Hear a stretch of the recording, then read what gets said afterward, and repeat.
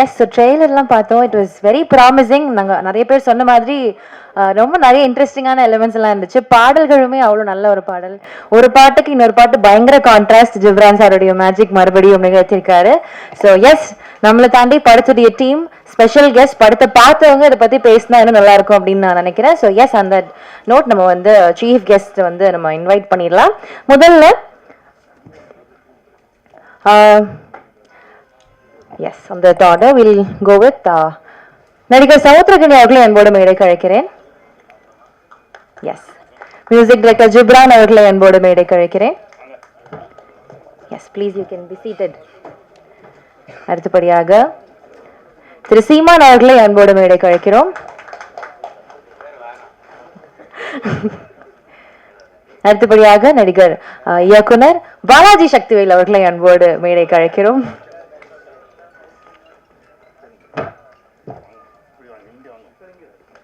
அடுத்தபடியாக producer distributor திரு ரவீந்திரன் அவர்களை அன்போடு மேடைக்கு அழைக்கிறோம். அடுத்தபடியாக கதையின் நாயகன் சசிகுமார் அவர்களை அன்போடு மேடைக்கு அழைக்கிறோம்.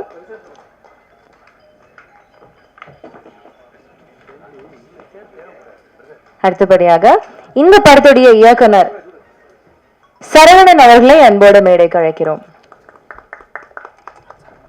ஓகே, இயக்குனர் திரு ஹெச் வினோத் அவர்களை அன்போடு மேடைக்கு அழைக்கிறோம். படத்தின் கதாநாயகி ஸ்ருதி பெரியசாமி அவர்களை அன்போடு மேடைக்கு அழைக்கிறோம்.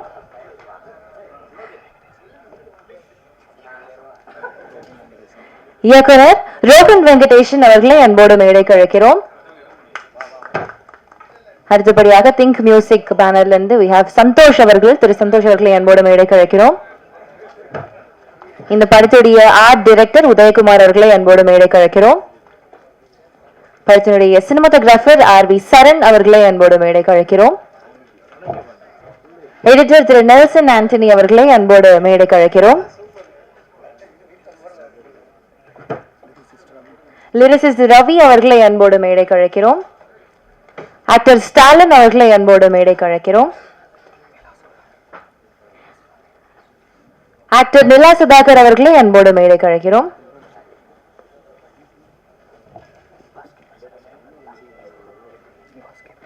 திரு நிவாஸ் கே பிரசன்னா அவர்களை அன்போடு மேடைக்கு அழைக்கிறோம்.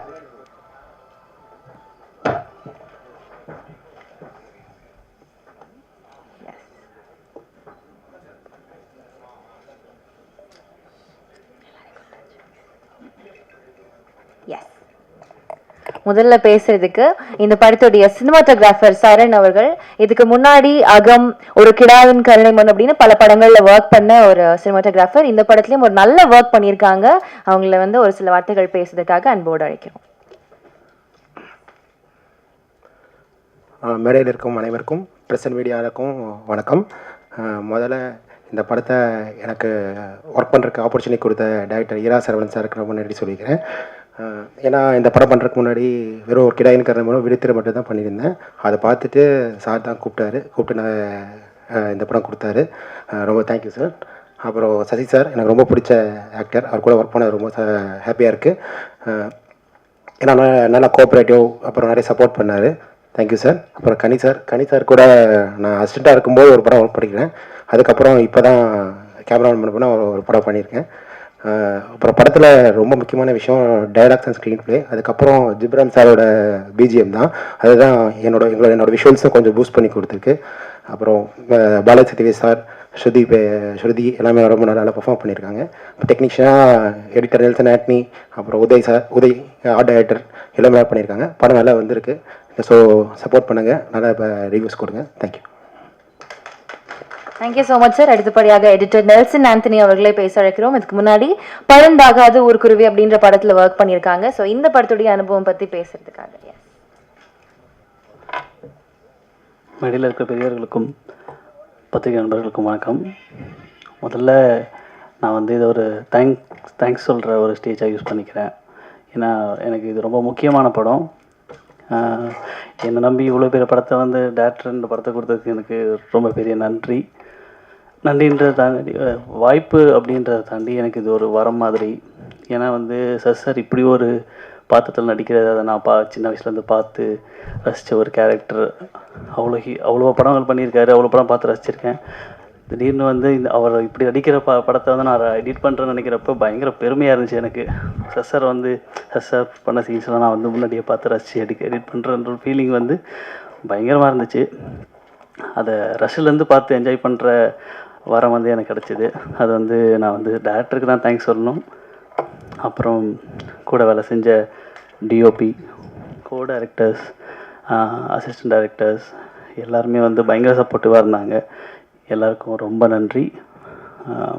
என்னுடைய குருநாதர் எடிட்டர் பிரதீப் பி. ராகவ் அவர்களுக்கு என்னோடய மிகப்பெரிய நன்றி. ஏன்னா இங்கே இவ்வளோ பெரிய மனிதர்கள்லாம் இருக்காங்க. இவங்களோட வந்து நான் தேங்க்ஸ் சொல்ல தான் எனக்கு ஆசைப்பட்றேன். அதனால் இந்த வாய்ப்பளித்த எல்லாருக்கும் வந்து ரொம்ப நன்றி. Thank you. Thank you so much sir. அடுத்தபடியாக ஆர்ட் டைரக்டர் உதயகுமார் அவர்கள். இதுக்கு முன்னாடி கோடியில் ஒருவன், பொய்க்கால் குதிரை போன்ற படங்களில் ஒர்க் பண்ணியிருக்காங்க. இந்த படத்துலேயும் ஒரு பிரில்லியண்டான ஒர்க். சார், உங்களுடைய ஒர்க் பற்றி ஒரு சில வார்த்தைகள். அனைவருக்கும் வணக்கம். இந்த படத்தில் எனக்கு பரிந்துரை செய்த கோ டைரக்டருக்கு குரு அவர்களுக்கு ரொம்ப நன்றி. டைரக்டர் சார், அப்புறம் சசி சாரோட நான் 3ஆவது படம் ஒர்க் பண்ணியிருக்கேன். அடுத்தது இன்னொரு விஷயம் என்னென்னா, நான் வினோத் அண்ணன் கூட தீரன் அடையாளம் ஒன்று படம் ஒர்க் பண்ணேன். நான் அசிஸ்டண்டாக ஒர்க் பண்ணேன். அந்த படம் ஒர்க் பண்ண பிறகு தான் எனக்கு ஆர்ட் டைரக்டர் வாய்ப்பே கிடச்சிது. அவர் மேடையில் நான் இருக்கிறது ரொம்ப சந்தோஷப்படுறேன். அனைவருக்கும் நன்றி, வணக்கம். அது இல்லாமல் ஆர்ட் டீம் விஜயகுமார், என் நண்பர், இந்த படத்தில் ஃபுல்லாக ஒர்க் பண்ணி கொடுத்தாரு. அவருக்கு இந்த தருணத்தில் நன்றி சொல்லிக்கிறேன். வணக்கம். Thank you so much sir. அடுத்தபடியாக ஆக்டர் நிலா சுதாகர். இவங்க வந்து world famous already. Elon Musk அவர்கள் ஒரு ட்வீட் ஒன்று பண்ணியிருப்பாங்க, இவங்களோட மீம் வந்து ஷேர் பண்ணியிருப்பாங்க. ஸோ அப்போவே பயங்கரமான ஃபேமஸ். அண்ட் இப்போ வந்து இந்த படத்துலையும் நடிச்சதுக்கு அப்புறமா இன்னும் அந்த ஃபேம் எல்லாம் ஜாஸ்தியாக இருக்கு. சார், உங்களுடைய நடிப்பை பற்றி ஒரு சில வார்த்தைகள். எல்லாருக்கும் வணக்கம்.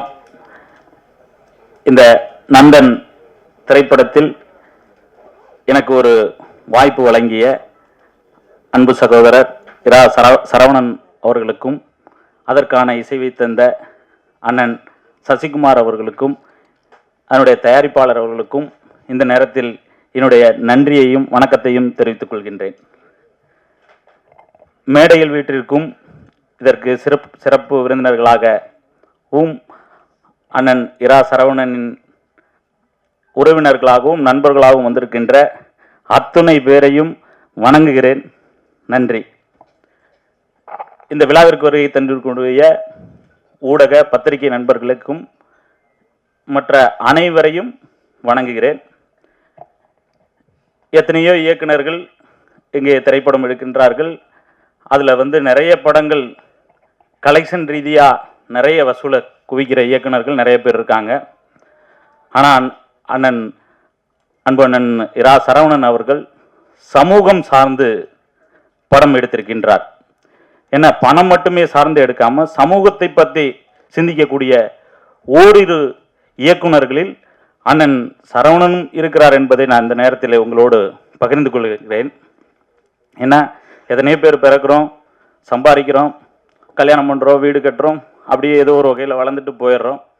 தனக்கான அடையாளங்களை உருவாக்குகிறவர்கள் ஒரு சிலர் தான். அந்த வகையில் அண்ணன் இரா சரவணன் அவர்கள் இந்த படத்தை ரொம்ப அவரோட மனசில் இருக்க அந்த வேதனையை சொல்கிறதுக்கு உண்டான ஒரு விஷயமாக தான் இந்த திரைப்படத்தை எடுத்திருக்காரு. நான் சமீபத்தில் கூட அந்த ஒரு பேட்டியில் பார்த்தேன். அதில் வந்து நான் 2020 ஒரு ஊருக்கு போகிறேன், அங்கே எப்படி இருந்துச்சோ அதே நிலைகள் தான் இன்னும் தொடருது. எவ்வளவோ மாற்றங்கள் அந்த வருஷத்தில் வந்தாலும் அந்த நிலைமை இன்னும் மாறலைங்கிற அந்த வேதனையை ஒரு படத்தின் மூலமாக சொல்கிறாங்க. உண்மையிலே இந்த படம் உங்களுக்கு ஒரு வாழ்நாள் படமாக அமைய வேண்டும் என்பது தான் என்னுடைய விருப்பம். அந்த வகையில் அண்ணன் இயக்குனர், நடிகர், அன்பு சகோதரர் சசிகுமார் அவர்களும் இந்த படத்தில், ஏன்னா எத்தனையோ பேர் ஹீரோயிசம் மட்டுமே பண்ணுற இந்த காலகட்டங்களில் இப்படி ஒரு ஆப்போசிட்டான ஒரு கேரக்டருக்கு நீங்கள் எப்படி இதுக்கு ஒத்துக்கிட்டீங்கிறதே எங்களுக்கெல்லாம் அதெல்லாம் உண்மையிலே ஒரு பெரிய ஒரு சாதனையாக தான் இருந்துச்சு. ஏன்னா எத்தனையோ அந்த ஹீரோயிசம் அன்னைக்கு அளவு அந்த மாதிரிலாம் இருக்கும் பொழுது ஒரு மக்களுக்கான ஒரு படத்தில் மக்களோட வாழ்வியல் நமக்கு மாறணும், அதுக்காக நம்ம இப்படியெல்லாம் பண்ணலான்னு நினச்சி நீங்கள் ஒத்துக்கிட்டதுக்கு உங்கள் நேரத்தில் நான் இந்த நேரத்தில் உங்களுக்கும் நான் ஒரு தலைவணங்குகின்றேன். ஏன்னா இன்னைக்கு அவர் கூட கொஞ்ச நாளாக நான் ட்ராவல் பண்ணுறேன். அண்ணன் கூட போகிறதுக்கு இந்த கோயில்களுக்கெல்லாம் சில விஷயங்கள்லாம் போனேன். அப்போ ஒரு மனிதனுடைய சிந்தனைகள் எந்த அளவுக்கு இருக்கிறது அப்படிங்கிறத அவங்க பேசுகிறத வச்சு நம்ம அவங்கள பற்றி உணர முடியுது. ஏன்னா நம்ம பார்க்குற ஒரு நல்ல மனிதர்களில் ஒரு சில பேரில் அவர் சார் யாரோ ஒரு ஃபோன் வருது. அப்போது அவர் கூட நான் பக்கத்தில் உட்காந்துருக்கேன். யாரோ ஒரு இயக்குனர் பேசுகிறார். பேசும் பொழுது அவர் பேசிட்டு வர்றார். ஆனால் கொஞ்சம் அந்த சீனை கொஞ்சம் மாற்றுங்கண்ணே, ஏன்னா அது நம்ம விட்டு இப்போ உங்கள் பொண்ணுங்களோட போய் அந்த படத்தை நம்ம பார்க்க முடியுமாண்ணே, மாற்றுங்கண்ணேங்கிறாரு. அவர் ஆப்போசிட்டில் உள்ளவர் என்ன சொல்கிறாருன்னு எனக்கு தெரியல. அவர் மேபி நான் எனக்கு பையன் தான் இருக்கான்னு ஏதோ சொல்லியிருப்பாருன்னு நினைக்கிறேன். நாளைக்கு உங்கள் பையனுக்கும் ஒரு மனைவி வருவாங்க, நம்ம அம்மா அக்கா இவங்க கூட எல்லாம் போய் நம்ம படம் பார்க்கணும்னே, தயவு செஞ்சு அந்த சீனை கொஞ்சம் சேஞ்ச் பண்ணுங்கண்ணேங்கிறாரு. இதிலிருந்து நமக்கு என்ன தெரியுதுன்னா, அந்த சமூக அக்கறையோட ஒரு நடிகன் அப்படிங்கிறதுக்கு அப்பாற்பட்டு ஒரு சமூக அக்கறையோட ஒருத்தர் நடிக்க வந்திருக்காரு. உண்மையிலே நான் அந்த நேரத்தில் இந்த படத்தில் உங்கள் 2 பேர் கூட நடித்ததில் நான் ரொம்ப சந்தோஷப்படுறேன், பெருமைப்படுறேன். அந்த வகையில் அடுத்து அண்ணன் பாலாஜி சக்திவேல் சார், எனக்கு இந்த படத்தின் மூலமாக தான் அண்ணனெல்லாம் தெரியும். இப்போ அவங்களோட பழகிற அந்த ஒரு விதங்கள்லாம் எனக்கு அந்த ஒரு வாய்ப்பு தந்த இயக்குனர் அவர்களுக்கு மீண்டும் நன்றி தெரிவித்துக் கொள்கிறேன். அடுத்து அண்ணன் இந்த சிறப்பு விருந்தினராக வந்திருக்கக்கூடிய ஹெச் வினோத்தன் அவர்களே, அண்ணன் சீமான் அவர்களே, அண்ணன் இசை நல்ல ஒரு பாடல்களை தந்த சிப்ரான் அவர்களுக்கும், மேடையில் விட்டிருக்கக்கூடிய இந்த ட்ரேடின் அந்த அண்ணன் உங்களுக்கும், அண்ணன் கேமராமேன் அவர்களுக்கும் என்னுடைய நன்றி. இந்த படத்தை நீங்கள் ஒரு மாபெரும் வெற்றி படமாக ஆக்கிறதுக்கு கொஞ்சம் நீங்கள் எல்லோரும் சப்போர்ட் பண்ணணும். இந்த வாய்ப்பளித்த அத்தனை பேருக்கும் நன்றி. இந்த திரைப்படத்தில் எங்கள் ஊர் பகுதியில் சார்ந்து அத்தனை பேரும் ஒத்துழைப்பு கொடுத்த இதில் நடித்த அத்தனை பேருக்கும் நன்றி தெரிவித்துக் கொள்கிறேன். நன்றி, வணக்கம். Thank you so much sir. அடுத்தபடியாக இந்த படத்தில் இன்னொரு ரோல் பண்ணியிருக்கிறேன் கட்டெரும்பு ஸ்டாலின் அவர்களே அன்போடு பேச அழைக்கிறோம்.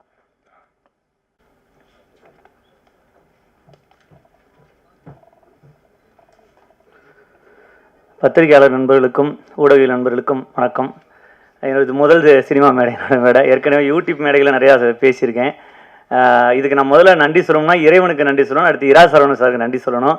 ஏற்கனவே நடிச்சிருக்காரா இல்லைன்னு எதுவுமே தெரியாமல் முதல்ல வாங்க நடிங்க அப்படின்னு ஒரு நம்பிக்கையோடு எனக்கு கொடுத்த என் மேலே நம்பிக்கை வச்சார். என்ன நடிக்க தெரியுமான்னு கூட தெரியுமான்னு தெரியல, நம்பிக்கை வச்சு உண்மையில் வாய்ப்பு கொடுத்தார். ரொம்ப நன்றி சார், உண்மையில் நன்றி சார் உங்களுக்கு. அடுத்தபடியாக சசிகுமார் சார், நான் அவருடைய படங்களை பார்த்து ரசிச்சிருக்கேன். அவரோட சேர்ந்து நடிக்க போகிறோமான்னு தெரியாது எனக்கு. ஃபஸ்ட்டு யார் ஹீரோன்னு எனக்கு தெரியாது, வந்ததுக்கப்புறம் தான் தெரியும், தஞ்சாவூருக்கு போனதுக்கப்புறம் தெரியும் சசி சாரோட தான் நடிக்க போகிறோம்னு. அது ஒரு எல்லாருக்கும் ஈக்குவலாக ஒரு ரெஸ்பெக்ட் கொடுக்குறது. என்னை உட்கார சொல்லி தான் பேசுவாங்க பக்கத்தில் இருக்கும்போது, அவ்வளோ ஒரு அன்பை கொடுப்பாங்க. ரொம்ப சந்தோஷம், அவரோட நடித்ததுக்கு ரொம்ப ரொம்ப சந்தோஷம். அடுத்தபடியாக பாலாஜி சக்திவேல் சார், அதுவும் சாரையுமே எனக்கு தெரியாது, காதல் பட இயக்குனர்னு எனக்கு தெரியாது. நான் வந்ததுக்கப்புறம் தான் தெரியும் பாலாஜி சக்திவேல் சார்ங்கிறது தெரியும் ஆக்சுவலாக. ஏன்னா அவர் பார்த்ததில்ல முன்னாடி. நான் அவரும் பார்த்தீங்கன்னா நான் படத்தில் போயிட்டு இருக்கும்போது ட்ராவல் ஆகிட்டு இருக்கும்போது சரி ஓகே அவங்க இயக்குனர் ஒரு சில விஷயங்கள் இருக்கும் அப்படின்னு சொல்லிட்டு நம்ம ஒதுங்கி தான் இருப்போம். ஆனால் அங்கே வந்தோடனே ஜாலியாக ஜோவியாக ஆயிடுவாப்புல, எல்லாரோடையும் ஜாலியாக பேசி எல்லாரையும் இன்ட்ராக்ட் பண்ணி அங்கே இருக்கிறவங்களை கலகலப்பாக்கிட்டு அப்புறம் தான் அதுக்குள்ளே வருவார். உண்மையிலேயே ரொம்ப நன்றி சார், பாலாஜி சக்திவேல் சார், உங்களோட நடிச்சு ரொம்ப சந்தோஷமாக இருந்துச்சு. அடுத்தபடியாக நான் நடித்து முடிச்சு இந்த படம் ஃபஸ்ட்டு ப்ரிவியூஸை பார்த்தோன்னே ரைடன் டாக்டர் ரவிக்குமார் சார் எனக்கு வாழ்த்து சொன்னாங்க. அது எத்தனை வாழ்த்து சொல்லுவாங்கன்னு தெரியாது, உடனே எனக்கு இன்னொருத்தவங்க மூலமாக கால் பண்ணி வாழ்த்து சொன்னாங்க. ஃபஸ்ட்டு சரவணன் சார் தான் தகவல் சொன்னேன் எனக்கு. அப்புறம் ஆஃபீஸ்க்கும் வர சொல்லி என்னை வாழ்த்து சொன்னாங்க, ரொம்ப நன்றி. அப்புறம் இதில் ஒர்க் பண்ணியிருக்கக்கூடிய சரண் அண்ணே கேமராமேன், அவரும் அன்பா அவ்வளோ அழகாக பேசுவார். அப்புறம் குரு அண்ணே, அவருக்கும் ரொம்ப நன்றி. அப்புறம் இந்த படத்தில் பார்த்தீங்கன்னா ஒரு வாழ்வியல் இருக்குது, நல்ல வாழ்வியல் இருக்குது. இந்த படத்தை நீங்களாம் அன்பாக ஆதரிக்கணும். எங்கள் அப்பா சின்ன பிள்ளையில சொல்லுவார், ஒரு கத்தியும் ஒரு பேனா வச்சுக்கிட்டு இது எது உனக்கு பெரிய ஆயுதம் சொல்லுன்னு சொல்லுவார். நான் ஒரு 8th படிக்கும்போது எனக்கு தெரியலப்பா கத்தி தானப்பா அப்படின்னு சொல்லுவேன். இல்லை பேனா தான் பெரிய ஆயுதம் அப்படின்னு சொல்லுவார். எப்படிப்பான்னு சொல்லுவேன். எங்கள் அப்பா கம்யூனிஸ்ட்டு. அப்போ சொன்னார் பேனா தான் பெரிய ஆயுதம், இது நினச்சா என்ன வேணால் மாற்றிடலான்னு. அப்படி மாற்றக்கூடிய சக்தி கொண்ட நீங்கள் தான் இந்த படத்தை ஒரு நல்ல எடுத்து கொண்டு போய் சேர்க்கணும். ஏன்னா நல்ல படத்தை எடுத்திருக்கோம், நீங்கள் நினச்சா மட்டும் தான் சேர்க்க முடியும். இதுக்குள்ளே நிறைய விஷயங்கள் இருக்கும், நல்லது இருக்கும் கெட்டது இருக்கும், அதை நீங்கள் தான் கொண்டு போய் சேர்க்கணும்னு நினச்சிக்கிறேன். நன்றி நன்றி. Thank you so much sir. அடுத்தபடியாக லிரிசிஸ்ட் ரவி அவர்களே பேச அழைக்கிறோம். இதுக்கு முன்னாடி கடைக்குட்டி சிங்கம், நம்ம வீட்டு பிள்ளை போன்ற படங்கள்ல பாடல்கள் எழுதியிருக்காங்க. ஸோ இந்த பாடத்திலையும் பாடலுடைய வரிகள் எழுதியமைக்காக ரொம்ப நன்றி. வாங்க சார் ப்ளீஸ் ஒரு சில வார்த்தைகள்.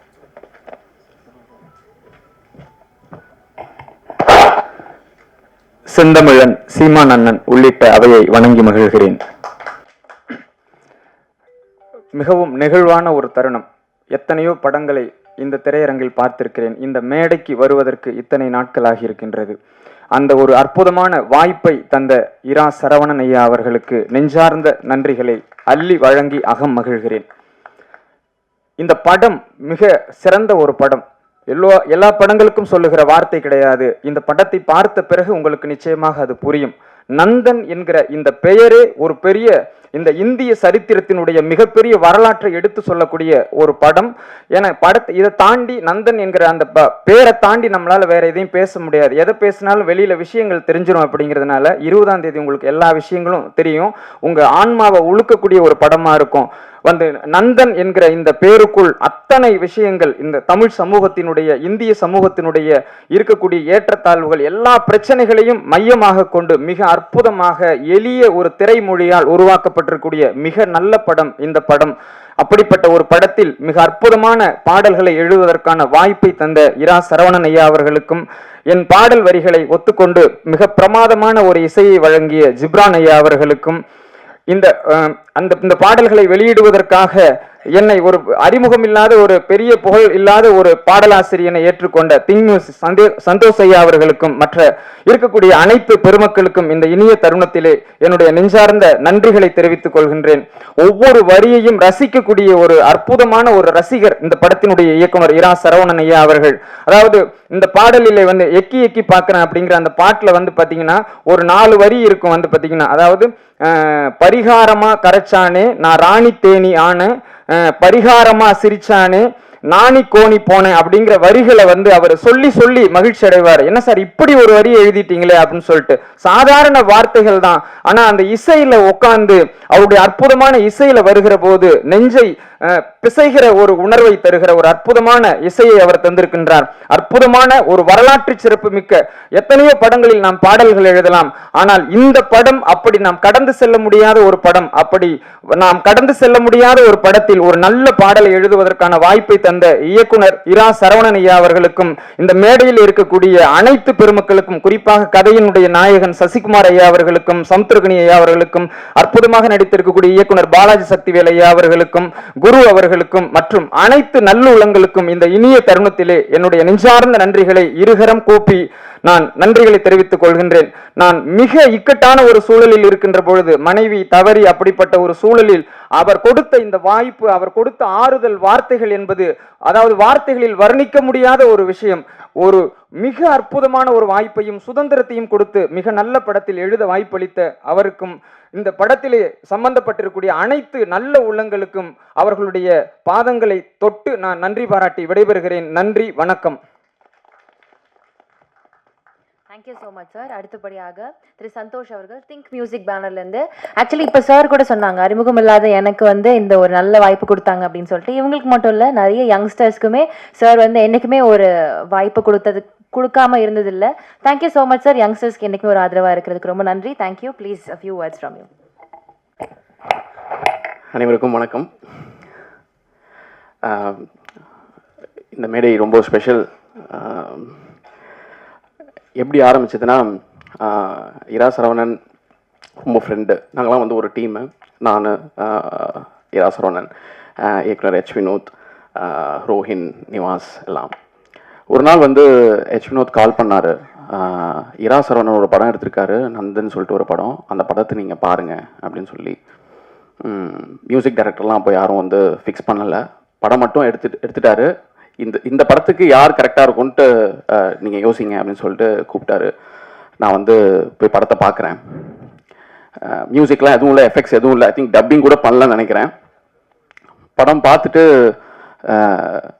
இந்த படத்தில் ஒரு சில விஷயங்கள் இருக்குது, அதை நீங்கள் பாருங்கள். படம் பார்க்கும்போது உங்களுக்கு புரியாது. நான் இப்போ சொல்ல விரும்பல. இப்படிலாம் உண்மையாகவே நடக்குதா அப்படின்னு எனக்கு தெரியல. ஏன்னா நான் ப்ராப்பர் சென்னையிலேயே பிறந்து, என்னோட நேட்டிவே சென்னை தான். இல்லை தலைவரே, இதெல்லாம் நடக்குது ஊர் சைட்லலாம் இது ரொம்ப ரொம்ப காமன் அப்படின்னு சொல்லி சொன்னார். அப்படின்னா நீங்கள் ஒன்று பண்ணுங்கள், உண்மையாகவே நடந்திருக்கு அப்படின்னா அவங்களுடைய அந்த ரியல் இதை நீங்கள் படத்தில் why don't you put it in the end card அப்படின்ற மாதிரி நான் சொன்ன ரோலிங் கிரெடிட்ஸில் போடலாமே அப்படின்னு சொல்லிட்டு அப்புறம் தான் மியூசிக்கை பற்றியே பேச ஆரம்பித்தோம். ஜிப்ரான் வந்து பார்த்தீங்கன்னா is very special to me. ஏன்னா நான் வந்து கண்டென்ட் அக்வசிஷன்ற பிஸ்னஸ் டேக் ஓவர் பண்ண ஆரம்பித்த முதல் ஃபைண்ட் எனக்கு யாருன்னு பார்த்தீங்கன்னா ஜிப்ரான் தான். வாகே சுடுவா அப்படின்றது தான் வந்து எங்களுடைய ஃபர்ஸ்ட் கொலாபரேஷன். அப்போலேருந்து இப்போ வரைக்கும் நிறைய டெபியூ கம்போசர்ஸ் நம்ம வந்து பேக் டு பேக் லான்ச் பண்ணிட்டு இருக்கோம். அதில் நாங்கள் லான்ச் பண்ண ஃபர்ஸ்ட் டெபியூ டேலண்ட் வந்து ஜிப்ரான் தான். எனக்கு ஃபார் சம் ரீசன் இந்த படம் பார்த்த உடனே Ghibran will be the right choice அப்படின்னு தோணுச்சு. So I immediately spoke to Vinoth கிட்ட வந்து ஜிப்ரான் இதுக்கு கரெக்டாக இருக்கும்னு எனக்கு தோணுது அப்படின்னு சொன்னோன்னே சரவணன் எதுவுமே சொல்லவே இல்லை. No second thought. நீங்கள் யார் சொல்கிறீங்களோ ஓகே ஐம் கம்ப்ளீட்லி ஃபைன் அப்படின்னு சொல்லிட்டு அப்புறம் அவர்கிட்ட வந்து ஒரு வாட்டி சசிகுமார் சார்கிட்டையும் நீங்கள் செக் பண்ணிக்கோங்கன்னு சொன்னோடனே சசி சாருக்கும் வந்து ஜிப்ரான் ரொம்ப கம்ஃபர்டபுள் சொன்னார். ஸோ அதுக்கப்புறம் வி ஸ்போக் டு ஜிப்ரான் படம் பார்க்கும்போது அவர் என்ன சொன்னாரோ, எப்படி இந்த படம் இருக்கும் அப்படின்னு சொன்னாரோ, அவருடைய ஒர்க் முடிச்சதுக்கப்புறம் அந்த படத்தோடைய நான் மியூசிக் இல்லாமல் பார்த்ததுக்கும் ஜிப்ரானோட மியூசிக்கு அப்புறம் அந்த படம் எந்த அளவு அவர் வந்து எலிவேட் பண்ணியிருக்காருன்றது வந்து நீங்களே பாருங்க, நீங்களே பார்த்து புரியும். அந்த எமோஷன் வந்து அவ்வளோ அருமையாக வந்து என்ஹான்ஸ் பண்ணியிருக்காரு Ghibran. Thank you so much Ghibran for that. பாடல்களும் வந்து ரொம்ப அருமையாக இருந்தது. லிரிசிஸ்டுக்கும் சரி, இந்த படத்தில் கொலாபரேட் பண்ண சிங்கர்ஸ்க்கும் சரி என்னுடைய மனமார்ந்த வாழ்த்துக்கள். இந்த படம் வந்து மிகப்பெரிய வெற்றி அடையணும். பிரஸ் அண்ட் மீடியா உங்களுடைய சப்போர்ட் கண்டிப்பாக தேவை. Once again thank you so much. Thanks to Trident Ravi sir for releasing this film Tamil Nadu தியேட்டர்களுக்கு. இந்த படத்தில் கொலாபரேட் ஆன எல்லாருக்கும் என்னுடைய நன்றி, வணக்கம். Thank you so much sir. அடுத்தபடியாக நம்மளுடைய special guest director Rohin Venkatesan அவர்களை அன்போடு பேச அழைக்கிறோம். இவங்க இதுக்கு முன்னாடி தீரா காதல், அதே கண்கள், பெட்டர் மார்க்ஸ் போன்ற படங்கள் எல்லாமே வந்து கொடுத்துருக்காங்க. Thank you sir. a few words from you. எல்லோருக்கும் வணக்கம். மேடையில் இருக்கும் எல்லாருக்கும் வணக்கம்.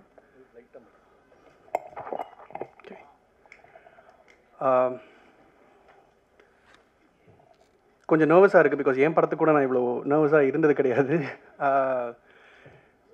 ஒரு சினிமா வந்து எவ்வளோ கற்றுக் கொடுக்க முடியும் அப்படின்றத வந்து சில திரைப்படங்கள் நமக்கு வந்து மீண்டும் மீண்டும் சொல்லிக்கிட்டே இருக்கும். அந்த மாதிரி லைக் சந்தோஷ் செட், நாங்களும் வந்து சில பேர் எங்களை மாதிரி சில பேர் வந்து சென்னையிலே வளர்ந்து சில விஷயங்களை வந்து பார்க்காம அந்த உலகத்தெல்லாம் பற்றி தெரிஞ்சுக்காமையே வந்து வளர்ந்துட்டோம். ஸோ இந்த மாதிரி விஷயங்கள்லாம் இன்னும் இருக்குது, ப்ராக்டிஸில் இருக்குது அப்படின்றத வந்து ஒரு மெஜாரிட்டிக்கு கொண்டு சேர்க்குற ஒரு மீடியமில் இருக்க சினிமாவை வந்து இந்த மாதிரி கதைகளை சொல்லணும் அப்படின்னு ஒரு பொறுப்புணர்ச்சியோடு எடுத்து பண்ணுற சில இயக்குனர்களில் இரா சரவணன் சார் வந்து ரொம்ப முக்கியமான ஒரு இயக்குனராக இருந்துக்கிட்டு இருக்காரு. I'm big fan of his writing. அவர் இது வரைக்கும் எடுத்திருக்க படங்கள் இல்லாமல் அவர் எழுதின சில விஷயங்களையும் வந்து நான் அவ்வப்போது அவர் வந்து எனக்கு அனுப்பிச்சிருக்காரு. அதெல்லாம் படிக்கும்போது எனக்கு வந்து I'm big fan of his writing. ஸோ இந்த படத்துலேயும் அவரோட எழுத்து, வசனம், திரைக்கதை எல்லாமே வந்து ரொம்ப நல்லா இருக்கும். படம் பார்த்ததுனால வந்து நான் அதை வந்து ஆணித்தரமாக சொல்கிறேன். அதே சமயத்தில் எழுத்து மட்டும் இல்லாமல் அந்த எழுத்தில் வந்து இப்போ சினிமா அப்படின்றது வந்து ஒரு visual medium. So visual story telling பேசிக்கிட்டே மட்டும் இருக்க முடியாது. அதை காட்சி அமைப்பில் என்னவா அதை வந்து கடத்தி செல்ல முடியும் அப்படின்றதுலையும் வந்து ரொம்ப ஸ்ட்ராங்கான சில விஷுவல்ஸ் வந்து இந்த படத்தில் இருக்குது. படத்தோட முதல் ஷார்ட்டே வந்து வெரி வெரி ஸ்ட்ராங் விஷுவல். அதில் வந்து ஒரு அதில் ஆக்டர்ஸ் இருக்கணும்னு அவசியம் கிடையாது, வசனங்கள் பேசணும்னு அவசியம் கிடையாது. பட் ஆனால் அந்த ஒரு ஷார்ட் வந்து நிறைய விஷயங்கள் நமக்கு சொல்லிடும். அதே மாதிரி இந்த படத்தோட முதல் ஷாட்டும் வந்து நிறைய விஷயங்கள் நமக்கு சொல்லும். கடைசி படம் முடியும் போது அந்த லாஸ்ட் ஷாட்டும் நமக்கு நிறைய விஷயங்களை சொல்லும்.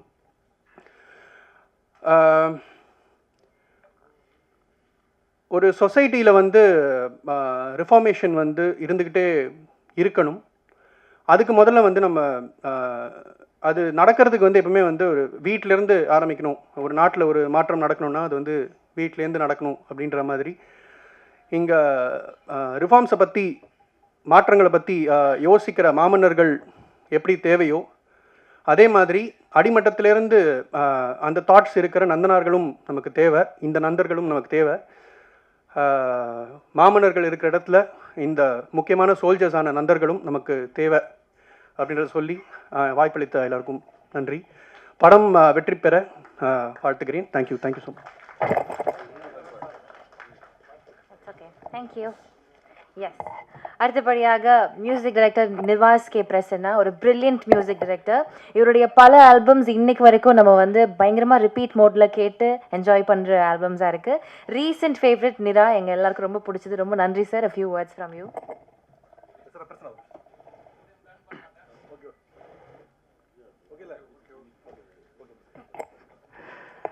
எல்லோருக்கும் வணக்கம்.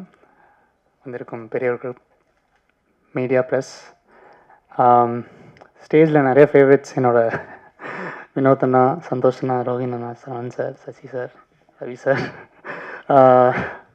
ஸோ ரொம்ப சந்தோஷமாக இருக்குது.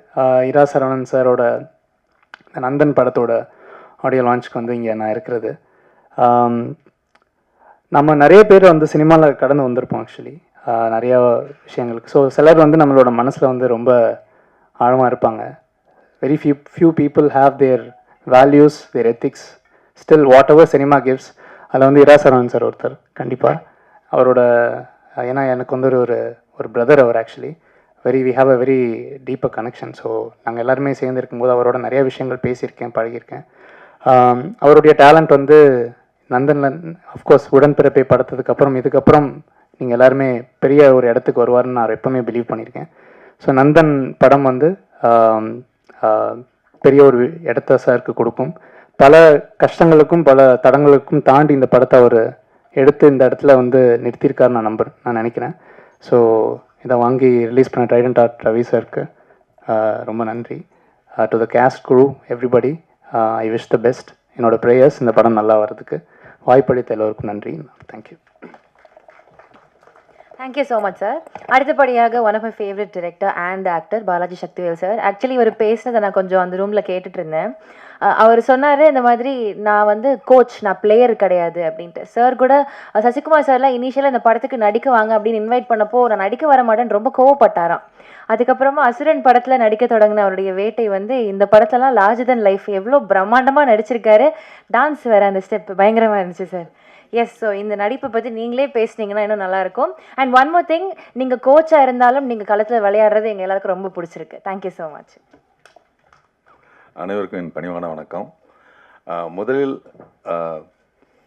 இந்த படத்துக்கு இந்த படத்தின் பாடல் வெளியீட்டுக்கு சிறப்பு விருந்தினராக வந்திருக்கும் சீமானன் அவர்களுக்கும், இந்த படத்தில் இயக்குனர் திரு ஹெச் வினோத் அவர்களுக்கும், ரோஹின் வெங்கடேசன் அவர்களுக்கும், அதுக்கப்புறம் சந்தோஷ் அவருக்கும், இந்த படத்தை வெளியிட்ட டைடன்ட் ஆர்ட்ஸ் ரவி சாருக்கும், இல்லை ரொம்ப முக்கியம், மிக அருமையாக இசையமைத்திற்கு கொடுத்திருக்கிற ஜிப்ரான் சார் அவர்களுக்கும், அந்த லிரிசிஸ்ட் ரவி அவர்களுக்கும், இந்த படத்தில் சரண் ஒளிப்பதிவாளர் அவர்களுக்கும், இந்த ஆர்ட் டைரக்டர் அவர்களுக்கும், இந்த படத்துக்கு உறுதுணையாக இருந்த நிலா சுதாகர் சார் அவர்களுக்கும், ஏன்னா அவங்க லாட்ஜில் இருந்து நாங்கள் தங்கியிருந்தோம், அவருக்கும், இந்த எடிட்டர் அவர்களுக்கும், நெல்சன் அவர்களுக்கும், தர்ம சரவணன் சொல்லி அவர் ரொம்ப ஹெல்ப் பண்ணார் அவர்களுக்கும், அதே மாதிரி வந்து அந்த அந்த கந்தர்வ கோட்டையை சேர்ந்த நடிகர்கள் எல்லாருமே வந்து அவங்களுக்கு ஒத்துழைப்பு கொடுத்தாங்க. அவர்களுக்கும் ஒரு 3 பேர் வந்து இந்த படத்தில் ஒர்க் பண்ணவங்க காலமாயிட்டாங்க. அவர்களுக்கும் ஒத்துழைப்பு கொடுத்த அனைவருக்கும் முதல்ல நன்றியை நான் தெரிவிச்சுக்கிறேன். அவங்களுடைய ஏன்னா சரவணன் வந்து இந்த படத்தை ஆரம்பிக்கும் போது அவர் ப்ரொடியூசர் கம் டைரக்டர். அவர் எவ்வளோ கஷ்ட சூழ்நிலையில் ஆரம்பித்தார் அப்படிங்கிறது எனக்கு நல்லாவே தெரியும். அந்த மாதிரியான ஒரு நேரத்தில் இவங்களுடைய அனைத்து ஒத்துழைப்பு, இப்போது அவங்களுடைய வந்து சீஃப் கெஸ்ட்டாக வந்திருக்கிறது எல்லாமே அவருடைய அந்த நல்ல நடத்தையும் முக்கிய காரணம் இந்த படம் உருவாகிறதுக்கு. அதுக்காக உண்மையிலே அவருக்கு வந்து எவ்வளவு நன்றி சொன்னாலும் தகும். அதுக்கப்புறம் இன்னும் என் கதைக்கு வரேன். ஆக்சுவலாக நான் எப்படி உள்ளே வந்தேன் அப்படின்னு கேட்டிங்கன்னா, இந்த கதையை வந்து சரவணன் கிட்ட வந்து சொன்னார். அதை வந்து சொல்ல சொன்னவர் சசி சார் தான் சொல்ல சொன்னார். சரின்னு சொல்லி முடிச்சோடனே, இது நீங்கள் இந்த கோப்பலிங்கம் கேரக்டர் நீங்கள் நடிக்கிறீங்க அப்படின்னு அவர் சொன்னோன்னே, நான் வந்து என்னங்க அப்படிங்க சொல்கிறீங்க. அப்புறம் சசியும் அதான் சொன்னார் எனக்கு. அப்புறம் எனக்கு வந்து ஏற்கனவே உங்கள் நாடோடிகளில் சமுத்திரக்கணி அவர் கூப்பிட்டா நான் உண்மையிலே எனக்கு கூச்சமாக இருந்துச்சு. நான் பிஹைண்ட் த கேமரா வந்து நான் ரொம்ப ஈஸியாக இருப்பேன், ஆனால் அது ரொம்ப கஷ்டம்னு சொன்னேன். இந்த அசுரனில் வெற்றிமாறன் வந்து அவர் நடிக்க வச்சோடனே இவங்க எல்லாம் என்னை நம்பிட்டாங்க. அவங்க நம்பிக்கை தான். நான் இன்னும் இப்போ நடிச்சிட்டேனா அப்படிங்கிறது எனக்கு தெரியலை. நான் வந்து டைரக்ஷனுக்கு வந்து நான் ஒரு உறுதியளிப்பேன், ஆனால் இதுக்கு நடிக்கிறதுக்குங்கிறது வந்து ரொம்ப கடினமான ஒரு விஷயந்தான் அது. அப்படி அது சிறப்பாக வந்திருக்குன்னு அவங்க சொன்னாங்கன்னா அதுக்கு அவங்க தான் காரணம். அவர் ரைட்டிங், அவருடைய அந்த ஒரு எழுத்தாளர் பத்திரிகையாளர் இருக்கிறதுனால அந்த சமூக அக்கறை கூட இருந்த ரைட்டிங்கு, அது ரியல் இன்சிடெண்ட்டை யூஸ் பண்ணிக்கிட்ட அவர் அந்த பாங்கு, இதெல்லாம் சேர்ந்து தான் வந்து அதை வந்து இவ்வளோ சிறப்பாக வந்திருக்குன்னு சொல்கிறாங்க எனக்கு. அதே மாதிரி அவர் சசிகுமார் வந்து அவர் இந்த படத்தில் நீங்கள் பார்த்துருப்பீங்க, ட்ரெய்லரே பார்த்துருப்பீங்க, எவ்வளோ இதுவரையும் தோன்றிடாத ஒரு மாறுபட்ட வேடத்தில் அவர் தோன்றியிருக்காரு. எனக்கு அதான் ரொம்ப நான் ஃபஸ்ட்டு ஷூட்டிங் இருக்கும்போது 2-3 நாள் அப்படியே அப்சர்வ் பண்ணிக்கிட்டே இருந்தார். அப்புறம் அவர் பிக்சர் உள்ளுக்குள்ளே வராரு அவர். அது வந்து அந்த டிரான்ஸ்ஃபார்மான கேரக்டர் வந்து ஒரு புதிய வித்தியாசமாக இருந்துச்சு. அவருடைய அந்த இமேஜ் எல்லாமே இந்த படத்தில் அதெல்லாம் தூக்கி போட்டுட்டு அந்த கேரக்டரோட ஒன்றின ஒரு விஷயம் இருக்குது பார்த்தீங்களா, அதான் ரொம்ப சிறப்பான விஷயம். அதுதான் இந்த படத்தில் ஹைலைட்டே அதான். ஏன்னா அவர் வந்து அந்த மாதிரி வந்து ஒரு கேரக்டரில் பண்ணும்போது எப்படி வந்து 16 வயதில் கமலஹாசன் அவர் பண்ணாரோ அதே மாதிரி இதில் அவர் தோன்றியிருக்காருன்னு நான் கருதுகிறேன். அதனால் கண்டிப்பாக நீங்கள் வந்து இந்த படம் வந்து ஒரு சம்பிரதாயத்துக்காக நல்லா இருக்குது அப்படின்லாம் நான் சொல்லலை. அவங்க எல்லாமே சொன்ன மாதிரி உண்மையிலே சிறப்பாக வந்து அவர் பண்ணியிருக்காரு, இயக்குனர் பண்ணியிருக்காரு, அவர் தயாரிச்சிருக்கிறாரு, எந்த காம்ப்ரமைஸும் கிடையாது.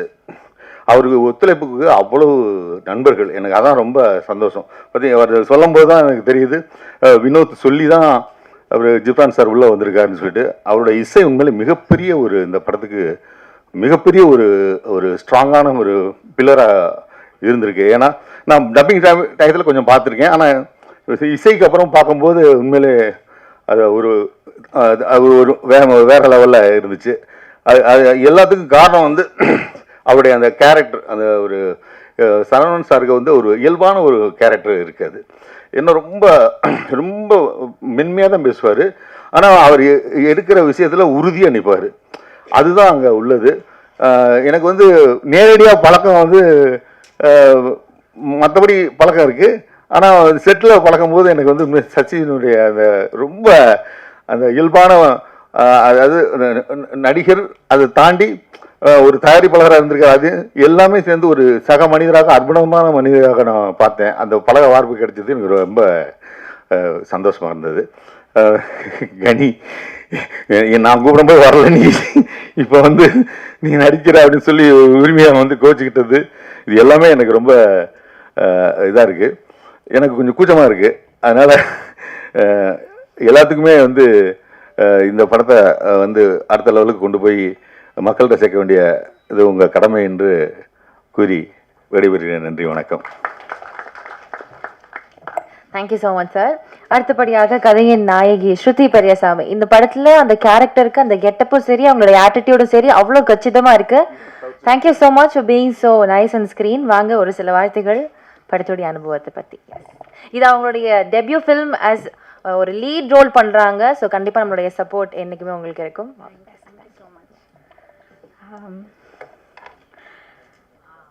வணக்கம்.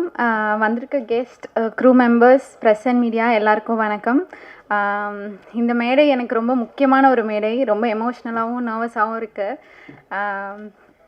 ஸோ இந்த படம் நந்தன், இந்த ஒரு நியூ ஃபேஸ்க்கு ஒரு ஸ்ட்ராங்கான கேரக்டர் கொடுக்குறக்கு எல்லாமே ரொம்ப யோசிப்பாங்க. பட் சரவணன் சார் எனக்கு இந்த கேரக்டரை ரொம்ப நம்பிக்கையோடு கொடுத்தாரு. அதுக்கு முதல்ல ரொம்ப ரொம்ப நன்றி சார்.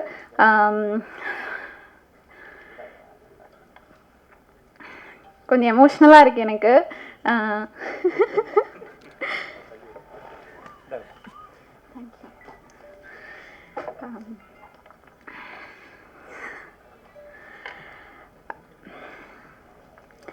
சாரி. இந்த படத்துக்குள்ளே நான் வந்த ஃபர்ஸ்ட் டேலேருந்து இந்த நாள் வரைக்குமே இது ஒரு பெரிய ஜேர்னியாகவே இருந்திருக்கு. அண்டு இந்த படம் ஃபுல்லாகவே எனக்கு ஒரு லேர்னிங் ப்ராசஸாக தான் இருந்தது. மாடலிங் இண்டஸ்ட்ரி வேறு, பட் ஆக்டிங் ஃபீல்டுக்குள்ளே வரும்போது இது ஒரு வைடான இண்டஸ்ட்ரி. இதில் எப்போவுமே நம்ம கற்றுட்டே இருக்கணும் அப்படின்றது நான் இந்த படத்துக்குள்ளே வந்ததுக்கப்புறம் தான் நான் புரிஞ்சுக்கிட்டேன். இந்த படம் வந்து எனக்கு நான் இதுக்கப்புறம் நான் படம் பண்ணுவேனா பண்ண மாட்டேனா இல்லை நல்ல படங்கள் வருமா எனக்கு தெரியாது. பட் இந்த படம் எனக்கு ஃபாரெவர் என் ஹார்ட்டில் அப்படியே நிற்கும். So thank you so much for the opportunity. Sasikumar sir நம்ம வேறு நிறைய படங்களில் நான் ஹீரோவாக பார்த்துருக்கேன், ஸ்க்ரீனில் பார்த்துருக்கேன். பட் நேரில் ரொம்ப ஒரு யதார்த்தமான ஒரு மனுஷன். அவர் இவ்வளோ யதார்த்தமாக எல்லாருக்கு கூடயும் ரொம்ப கேஷுவலாக எல்லாரையும் ஒரே மாதிரி ட்ரீட் பண்ணி இருக்கிறது எனக்கு ரொம்ப ஆச்சரியமாக இருந்தது. நான் ஃபர்ஸ்ட் இந்த மாதிரி பெரிய ஆர்டிஸ்ட் கூட நான் நடிக்கிறேன். ஸோ அந்த ஒரு இடத்துல எனக்கு காம்ப்ளிமெண்டிங்காக நிறைய இடங்கள்ல அவர் இறங்கி நடிச்சிருக்காரு. எனக்கு அது ரொம்ப சந்தோஷமாக இருந்தது. எனக்கு நிறைய இடங்களில் நிறைய ஹிண்ட்ஸ்லாம் கொடுத்துருக்காரு, இப்படி ஆக்ட் பண்ண இப்படி பண்ணால் நல்லாயிருக்கும் அப்படின்னு சொல்லி. Thank you so much sir. And next Balaji Sakthivel sir அவரோட படங்களில் எல்லா படங்கள்லையுமே நம்மளை அள வச்சிருக்காரு. பட் ஆனால் செட்டுக்குள்ளே அவர் வந்தாலே ஒரே ஃபன்னாக தான் இருக்கும். பயங்கர ஃபன்னாக வச்சுருப்பாரு, செட்டை அவ்வளோ கலகலப்பாக வச்சுருப்பாரு.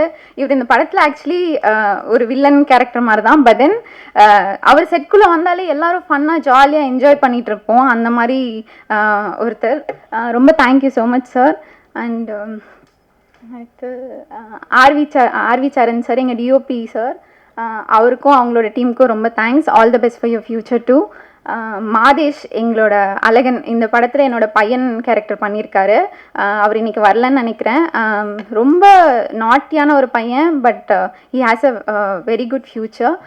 Best wishes to him two.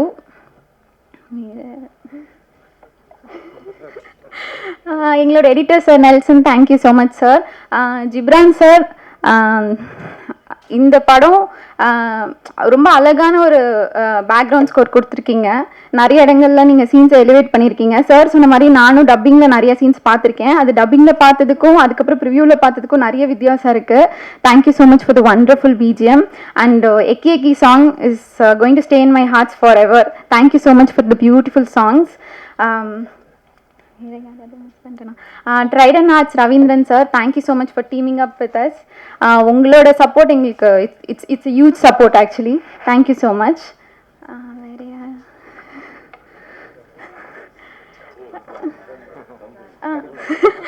Sorry, நான் சமுத்திரகனி சார், அவர் கூட எனக்கு ஒரு 2-3 டேஸ் தான் இருந்தது. பட் ஆனால் அவரோட பாசிட்டிவ் வேர்ட்ஸ் நான் ஃபார் எவர் செரிஷ் பண்ணுவேன் என் லைஃப்பில். Thank you so much sir. எல்லாரையும் கவர் பண்ணிட்டேன்னு நினைக்கிறேன். And think music also, thank you so much for collaborating sir. So right from என்னோட முதல் ஃபோட்டோ ஷூட்லேருந்து பேஜன் டேஸ்லேருந்து என்னோட பிக் பாஸ் ஜேர்னிலேருந்து இப்போ என்னோட ஆக்டிங் ஜேர்னி வரைக்கும் நீங்கள் எல்லாரும் உங்களோட லவ் அண்ட் சப்போர்ட் எனக்கு கொடுத்துருக்கீங்க. இதுக்கப்புறமும் நீங்கள் கொடுப்பீங்கன்னு நம்புகிறேன். Thank you so much for the opportunity. Thank you. Thank you so much Shruti. இன்னும் பல உயரங்கள் வளர வாழ்த்துக்கிறோம். அடுத்தபடியாக வந்து ட்ரைடன் ஆர்ட்ஸ்ல இருந்து we have ப்ரொடியூசர் ரவீந்திரன் அவர்கள். அயோத்தி படத்துடைய சக்சஸ்க்கு அப்புறமா கண்டிப்பா நம்ம வந்து திருப்பியும் சசிகுமார் சாருடைய படம் வந்து ப்ரொடியூஸ் பண்ணும், ரிலீஸ் பண்ணும் அப்படின்னு அவங்க ஆசைப்பட்டு இதுக்காக முன் வந்திருக்காங்க. Thank you so much sir. ஒரு சில வார்த்தைகள் உங்ககிட்ட.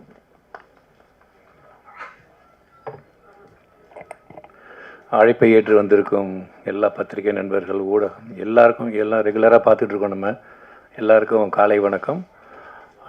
மேடையில் இருக்கிற நந்தன் படக்குழுவை தாண்டி சிறப்பு விருந்தினர்களாக வந்திருக்கும் ஹெச் வினோத் சார், சந்தோஷ் வந்து கிடையாது, குழுவை சேர்ந்தவர், நிவாஸ் பிரசன்னா. அப்புறம் அவரோட ரொம்ப பிஸியான ஷெட்யூல் நடுவில், மிகப்பெரிய வேலைப்பளுக்கு நடுவில் நம்மளோட அழைப்பு ஏற்று வந்திருக்கும் செந்தமிழன் சீமான் அண்ணனுக்கு என்னோட நன்றியை தெரிவித்துக் கொள்கிறேன். ஏன்னா அயோத்தி வந்து பார்த்துட்டு, அண்ணா படம் பார்த்துட்டு வந்து எங்களை வாழ்த்தினார், ரொம்ப சந்தோஷப்பட்டோம். அதேமாதிரி இந்த படமும் பார்த்துட்டு அவர் வாழ்த்து வந்திருக்காருன்னு போது ரொம்ப சந்தோஷம். ஏன்னா நல்ல படங்களை எங்களுக்கு எப்போதுமே கூட இருந்து சப்போர்ட் பண்ணுறதுல சீமான் அண்ணன் ஒரு முன்னாடி வந்து நிற்பார். அது ஒரு பெரிய சந்தோஷம். அதுக்கப்புறம் என்ன, படத்தை பற்றி நான் சொல்கிறத விட அவங்க சொன்னால் தான் நல்லாயிருக்கும். இந்த படம் வந்து, படத்தை பற்றி ஒன்றுமே தெரியாது. சசி சார் கூப்பிட்டு, சார் ஒரு படம் பண்ணியிருக்கேன், நீங்கள் வந்து பாருங்கள் சார், உங்களுக்கு பிடிக்கும்னு நினைக்கிறேன், பிடிச்சிருந்தா நம்ம எல்லாம் பண்ணலாம் அப்படின்னாரு. நான் போனேன். அந்த படம் ஆரம்பிக்கும் போது டைட்டில் கூட ரெடி ஆகலைன்னு நினைக்கிறேன். படம் பார்க்கும்போது உள்ளே போகும்போது சொல்கிறாரு, சார் இது ஒரு கமர்ஷியல் படம்லாம் இல்லை சார், நீங்கள் வந்து ஒரு வித்தியாசமான படமாக இருக்கும், நீங்கள் பாருங்கள். நான் தனியாக போய் படம் பார்த்தேன். படம் பார்த்தா நான் நிறைய படங்கள் ரிலீஸ் பண்ணியிருக்கேன், நிறைய படங்கள் ப்ரொடியூஸ் பண்ணியிருக்கோம், ஃபர்ஸ்ட் காப்பி வாங்கியிருக்கோம், ரிலீஸ் பண்ணியிருக்கோம். அதை தாண்டி படம் ஆரம்பிக்கும் போது ஒரு மரபுன்னு ஒன்று நம்ம பண்ணுவோம் தமிழ் சினிமாவில். ஒரு கோயில் கோபுரத்தை காட்டுவோம், புறா பறக்கும், பசுமாடு வரும், கோமியம் பேயும், அந்த மாதிரிலாம் காமிப்போம். இது எதுவுமே இல்லாமல் ஒரு டைரக்டர் வந்து ஒரு டைட்டில் கார்டு போகிறாரு, இதில் நடக்கிறதெல்லாம் உண்மை, டவுட் இருந்தால் கூட்டு போய் காட்டுறேன். சார் நான் 2 விஷயம் சொல்லிடுறேன், தப்பாக நினச்சிடாதீங்க, படத்தை ரிவீல் பண்ணு தப்பாக நினச்சிடாதீங்க. என்னை பாதித்த விஷயம் அது. இல்லை வெளியில் பிரச்சனை சொல்லிட்டேன்னு சொல்ல போகிறாருன்னு.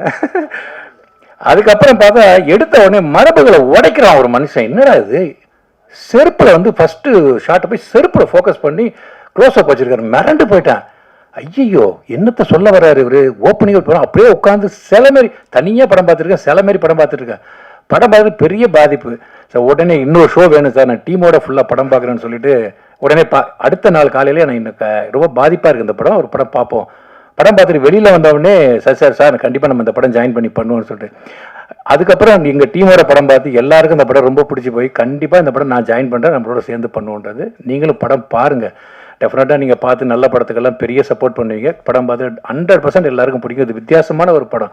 இது வந்து சாதாரணமாக எப்போதும் எல்லாரும் பண்ணுற மாதிரி ஒரு படம் இல்லாமல் ஒரு வாழ்வியலை சினிமாவாக எப்படி கொண்டு வரதுக்காக ரொம்ப மெனக்கட்டு பண்ணியிருக்காங்க. ஹீரோலாம் வந்து இவ்வளோ இறங்கி இப்படி பண்ணுவாராங்கிறது ஒரு டவுட்டாகவே இருந்திருக்கு. நான் ஆரம்பிக்கும் போலாம் என்னப்பா இவர்கள் லுங்கியெல்லாம் கட்டி விட்டுன்னு பார்த்தா போக போக போக போக நம்மளை அப்படியே உருக்கி உட்கார வச்சிடுறாங்க. எனக்கு படமே வந்து பேரே சொல்ல தெரியல. இவர் சசிகுமாரா அப்படின்லாம் கிடையாது, கூழ் பண்ணுன்ற கேரக்டர்ல நடிச்சிருக்காரு. இந்த பக்கம் இவர் கோப்புலிங்கன்ற கேரக்டர்ல, அவங்க ஸ்ருதி வந்து செல்வின்ற கேரக்டர்ல, அதுக்கப்புறம் கிளர்க்குன்னு ஒரு கேரக்டர். நான் படம் பார்த்துட்டு யாரும் இருந்தாலும் எரிச்சலை கிளப்பிட்டு உட்காந்துருக்கான் படம் பூரான்னு. அதுக்கப்புறம் தான் சொல்ற கட்டை இருந்தேன். அதுக்கப்புறம் நான் அவருக்கு ஃபேன் ஆகிட்டு அவரோட எல்லாம் பார்த்துருக்கேன். அவர் அடுத்த நாளே கூப்பிட்டு பேசினேன். அப்புறம் இன்னொருத்தர் இங்கே உட்காந்துருக்காரு, இவர் பேர் தெரியல, இவர் மாப்பிள்ளைன்னு. இவரை படத்தில் பார்த்தாலே நம்மளுக்கு அடிக்கலாமான்னு தோணும். இவ்வளோ படங்கள் நம்ம பண்ணி இவ்வளோ 35 வருஷம் எக்ஸ்பீரியன்ஸ் இருந்தாலும் அந்த படம் இவ்வளோ பாதிக்குதுன்னு போது உண்மையிலே ரொம்ப பெருமையாக இருந்துச்சு. இந்த படத்தை அதுக்கப்புறம் அதில் இந்த சின்ன பையனாக நடிச்சிருக்க பையன், அந்த பாட்டியம்மா ஒருத்தவங்க, அதுக்கப்புறம் ஜிஎம் குமார் சார் படுத்த படிக்கையாக ஒரு மிரட்டிட்டு போகிறார் படத்தில். எல்லாருமே பிரமாதமாக பண்ணியிருக்காங்க. அதில் வந்து அது கடைசியாக படத்தில் வர எங்கள் சமுத்திரகனி சார் வந்து அது வேறு விதமாக அவர் ஒரு வித்தியாசம் காமிச்சிட்டு போயிருக்காரு. படம் பார்க்கும்போது இவங்க இருக்காங்களா அப்படின்னு சொல்லி சொன்ன இந்த படத்தை ரிலீஸ் பண்ணுறது ரொம்ப பெருமை, எனக்கு ரொம்ப சந்தோஷம். Thank you so much. நீங்கள் எல்லாரும் படம் பார்த்துட்டு உங்களோட சப்போர்ட்ஸை எப்போதும் மேலே எனக்கு பண்ணுன்னு சொல்லிட்டு தேட்டுக்கு thank you. Thank you so much sir. அடுத்தபடியாக இந்த படத்துடைய இயக்குனர் ஈரா சரவணன் அவர்கள். இந்த படத்தை அவங்க தான் ப்ரொடியூஸ் பண்ணியிருக்காங்க. அண்ட் இதுக்கு முன்னாடி 2 படம் வந்து ஒர்க் பண்ணியிருக்காங்க. கத்துக்குட்டி, உடன்பிறப்பு 2 படமே இவங்களுடைய படங்கள் தான். ஸோ இந்த படத்துக்கு எல்லாரும் சொல்கிற மாதிரி எஸ் வினோத் சார் பேசிட்டுங்க. S H Vinod sir. Actually sir வந்து நான் 2 கேள்வி கேட்குறேன். நீங்கள் சொல்லியிருந்தது தான், யாரும் கோச்சிக்காதீங்க. இது வந்து நானாக சுயமாக கேட்குற கேள்வி கிடையாது, என் மேலே யாரும் தாக்குதல் நடத்த வேண்டாம் ப்ளீஸ். எஸ் சரி, நீங்கள் படத்தை பார்த்துட்டீங்க அப்படின்றதுனால நான் கேட்குறேன், படம் எப்படி இருந்துச்சுன்னா நீங்கள் ரொம்ப ஸ்ட்ரெயிட் ஃபார்வர்டாக ஆன்சர், ஒரு மைக் கொடுத்துருங்க. எப்போவுமே ஸ்ட்ரெயிட் ஃபார்வர்ட் ஆன்சர்ஸ் உங்ககிட்டேருந்து வரும். பிடிச்சிருக்குன்னா பிடிச்சிருக்கு, பிடிக்கலனா பிடிக்கல அப்படின்னு சொல்வீங்க. எஸ் நான் வணக்கம் எல்லாருக்கும். இந்த படம் பார்க்கணுன்னு சரவணன் வந்து ஒரு 6 மாதம் என்னை தொடர்ச்சியாக கேட்டே இருந்தார். நான் வந்து எஸ்கேப் ஆகிட்டே இருந்தேன். ஏன்னா சசி சார், சரவணன் ஏற்கனவே உடன்பிறப்பே, பயங்கர பாச மழையாக இருக்கும், இதிலேருந்து எஸ்கேப் ஆகணும்னு நான் தள்ளி போட்டே இருந்தேன். ஒரு நாள் வந்து எல்லோரும் நாங்கள் ஃப்ரெண்ட்ஸ் எல்லோரும் பார்க்கலான்னு முடிவு பண்ணி அந்த படம் போட்டோடனே ஒரு ஃபஸ்ட்டு ஒரு 10-15 மினிட்ஸ் வந்து அப்படியே நார்மலாக போயிட்டு இருந்தது. சசிகுமார் லுக்ஸ் வந்து ஸ்டன்னிங்காக இருந்தது. போக அந்த படத்தில் வந்து வர சீன்ஸும் அதில் இருக்கிற பர்ஃபாமன்ஸும் வந்து பயங்கர கனெக்டடாக இருந்தது. ரொம்ப நிறைய விஷயங்கள் வந்து பயங்கர அதிர்ச்சிகரமாக இருந்தது பார்க்குறதுக்கு. ஸ்டில் நான் வில்லேஜ்லேயே இருந்திருந்தா கூட எனக்குமே இந்த விஷயங்கள் வந்து ரொம்ப ரொம்ப ஸ்டன்னிங்காக இருந்தது. எது நல்ல படம்னு நான் சொல்லுவேன்னா, ஒரு பெரிய பட்ஜெட்டில் எடுக்கிற படமோ, பெரிய ஹீரோ படமோ, பெரிய பாக்ஸ் ஆஃபீஸ் பண்ணுற படமோ கிடையாது. ஒரு ஹியூமனை வந்து பெட்டர் ஹியூமன் பீயிங்காக மாற்ற முயற்சி பண்ணுற படங்கள் தான் நல்ல படங்கள்னு நான் சொல்லுவேன். நந்தன் வந்து நம்மளை பெட்டர் ஹியூமன் பீயிங்காக மாற்ற முயற்சி பண்ணுது. இது வந்து இராசரவணன் வந்து பத்திரிகை துறையிலேருந்து வந்திருக்காருன்றதுக்காகவோ சசிகுமார் சார் வந்து பொருட்காட்சியில் வச்சு பாதுகாக்கிற அளவுக்கு நல்லவர்ன்றதுனாலையோ இல்லை. இந்த படம் நல்ல படம், அதனால் கண்டிப்பாக எல்லோரும் சப்போர்ட் பண்ணுங்கள். நன்றி. சார் இன்னும் 2 கேள்வி கேட்க சொன்னாங்க, அதுதான் கேட்கலாமா? அவ்வளோதான். Okay, thank you. ஸோ படத்துடைய இயக்குனர் இரா சரவணன் அவர்களே பேச அழைக்கிறோம்.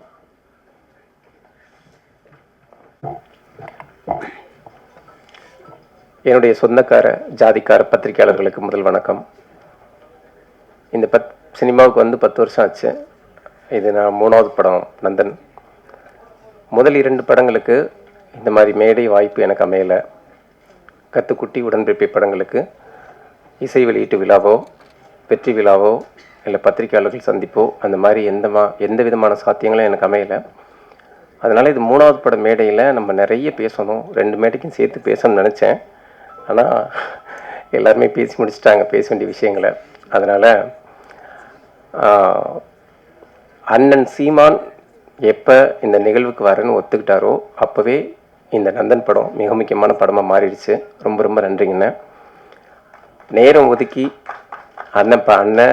அண்ணனுடைய வீட்டில் உள்ளவங்க தம்பிகள் எல்லாம் சேர்ந்து அந்த படத்தை பார்த்த அன்னைக்கு தான் சசிகுமார் சாருக்கு ஒரு நிம்மதி பெருமூச்சே வந்துச்சு. ஏன்னா அந்த படம் என்னத்தை நிகழ்த்தும்னு நாங்கள் நினச்சோமோ அது அண்ணனோட மனைவி அண்ணி குடும்பத்தினர் எல்லாரும் சேர்ந்து அந்த நிகழ்ச்சியை வெளிக்காட்டினப்போ உண்மையாகவே ஸ்தம்பிச்சு போயிட்டோம். நம்ம ஒரு நல்ல படைப்பை செஞ்சுருக்கோம், நம்முடைய முயற்சி நல்ல கட்டத்தை அடைஞ்சிருக்கு அப்படின்னு நிம்மதி பெருமிச்சு அடைஞ்சோம். ரொம்ப ரொம்ப நன்றிண்ணே. அன்றைக்கி என்னுடைய நன்றியை சொல்லிடுங்க.